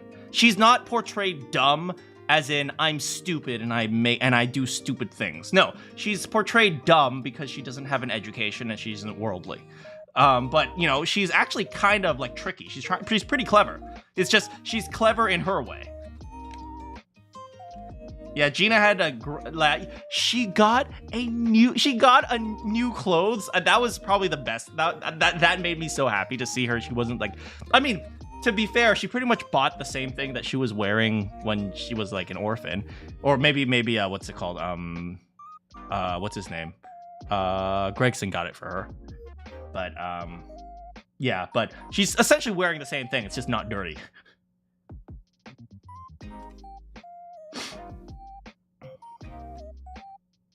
Gregson got it for her. Oh, Gregson's a good dad. Gregson is best dad. I hope that Gregson is okay. You guys still know about my hit list theory, right? Aishin is dead. Supposedly, from when we learned about Susato, Aishin is Jazile Brett, who is apparently some sort of like, she wasn't even a student. She's like a government spy or something like that, right? He's still selling them. Headcanon is that Gina lives with Gregson. I mean, something along those lines, probably. You've refused to speak further. All right, thank you. Thank you so much for being careful. But okay, Asian. I still call her Asian because let's be real, Asian. Come on. Okay, so Jezile, who supposedly is on the list, is dead. Kazuma, there was an attempted murder. I don't know if what's her name, Natalia. Is that her name, Natalia? I don't know if Natalia was a hit woman. I don't think she was. Let's be real here. I think it might have just been an unfortunate accident, but maybe there was more to it. Nikolina Pavlova. That's what it was. Nikolina Pavlova. Yes. It was all Biff Stroganoff. But okay, so Kazuma ended up dead. It might not have necessarily been her fault. It might have somebody set up certain events to like make it more likely for an accident to happen. Have you guys ever played Hitman? There are plenty of times where you kill someone and they try to make it look like an accident, right? Thanks so much for coming, Mystery. Yeah, Nikolina Pavlova. Yeah, but exploding rubber duck. Okay. Some people have played Hitman. Or, you know, you dress up as a clown and you accidentally, you know, drop the knife and the knife falls over from the tree and or whatever, right? You make like a Rube Goldberg of like death. But yeah. But what was I saying? What was I saying? Right. So yeah. So Kazuma supposedly is dead, but you know, there's the possibility that maybe he survived. If he had amnesia, it's very realistic that whoever was trying to kill him might have thought he was dead, which means maybe Sholmes was like, "Oh, he's dead," to try to protect him. Ooh. Oh. Wait, is Sholmes actually smart? No, that's not possible. That's not possible. Sholmes isn't actually smart. We know canonically Sholmes is dumb. There is no chance that Sholmes is actually smart. Let's be real here. Not a single chance that Sholmes is actually smart. No, can't happen. Impossible. There is no way that Sholmes is actually smart. Get out of here with that. But yeah, then we have Wilson, who is dead. Did you forget that he immediately disarmed the bomb? Did you forget the anti-gravity device from his dreams? Don't give me that. Don't give me none of that, okay? No. Oh, that was fake. Oh, no, it wasn't. He was trying to cover up. He's like, I never said anything about an anti-gravity. I was just messing with you. There is not a chance that an anti-gravity device actually exists. No, not a chance. Not a chance. Laughs in spoilers. Sholmes is stupid. If Sholmes is actually smart, I think that'll be the biggest plot twist.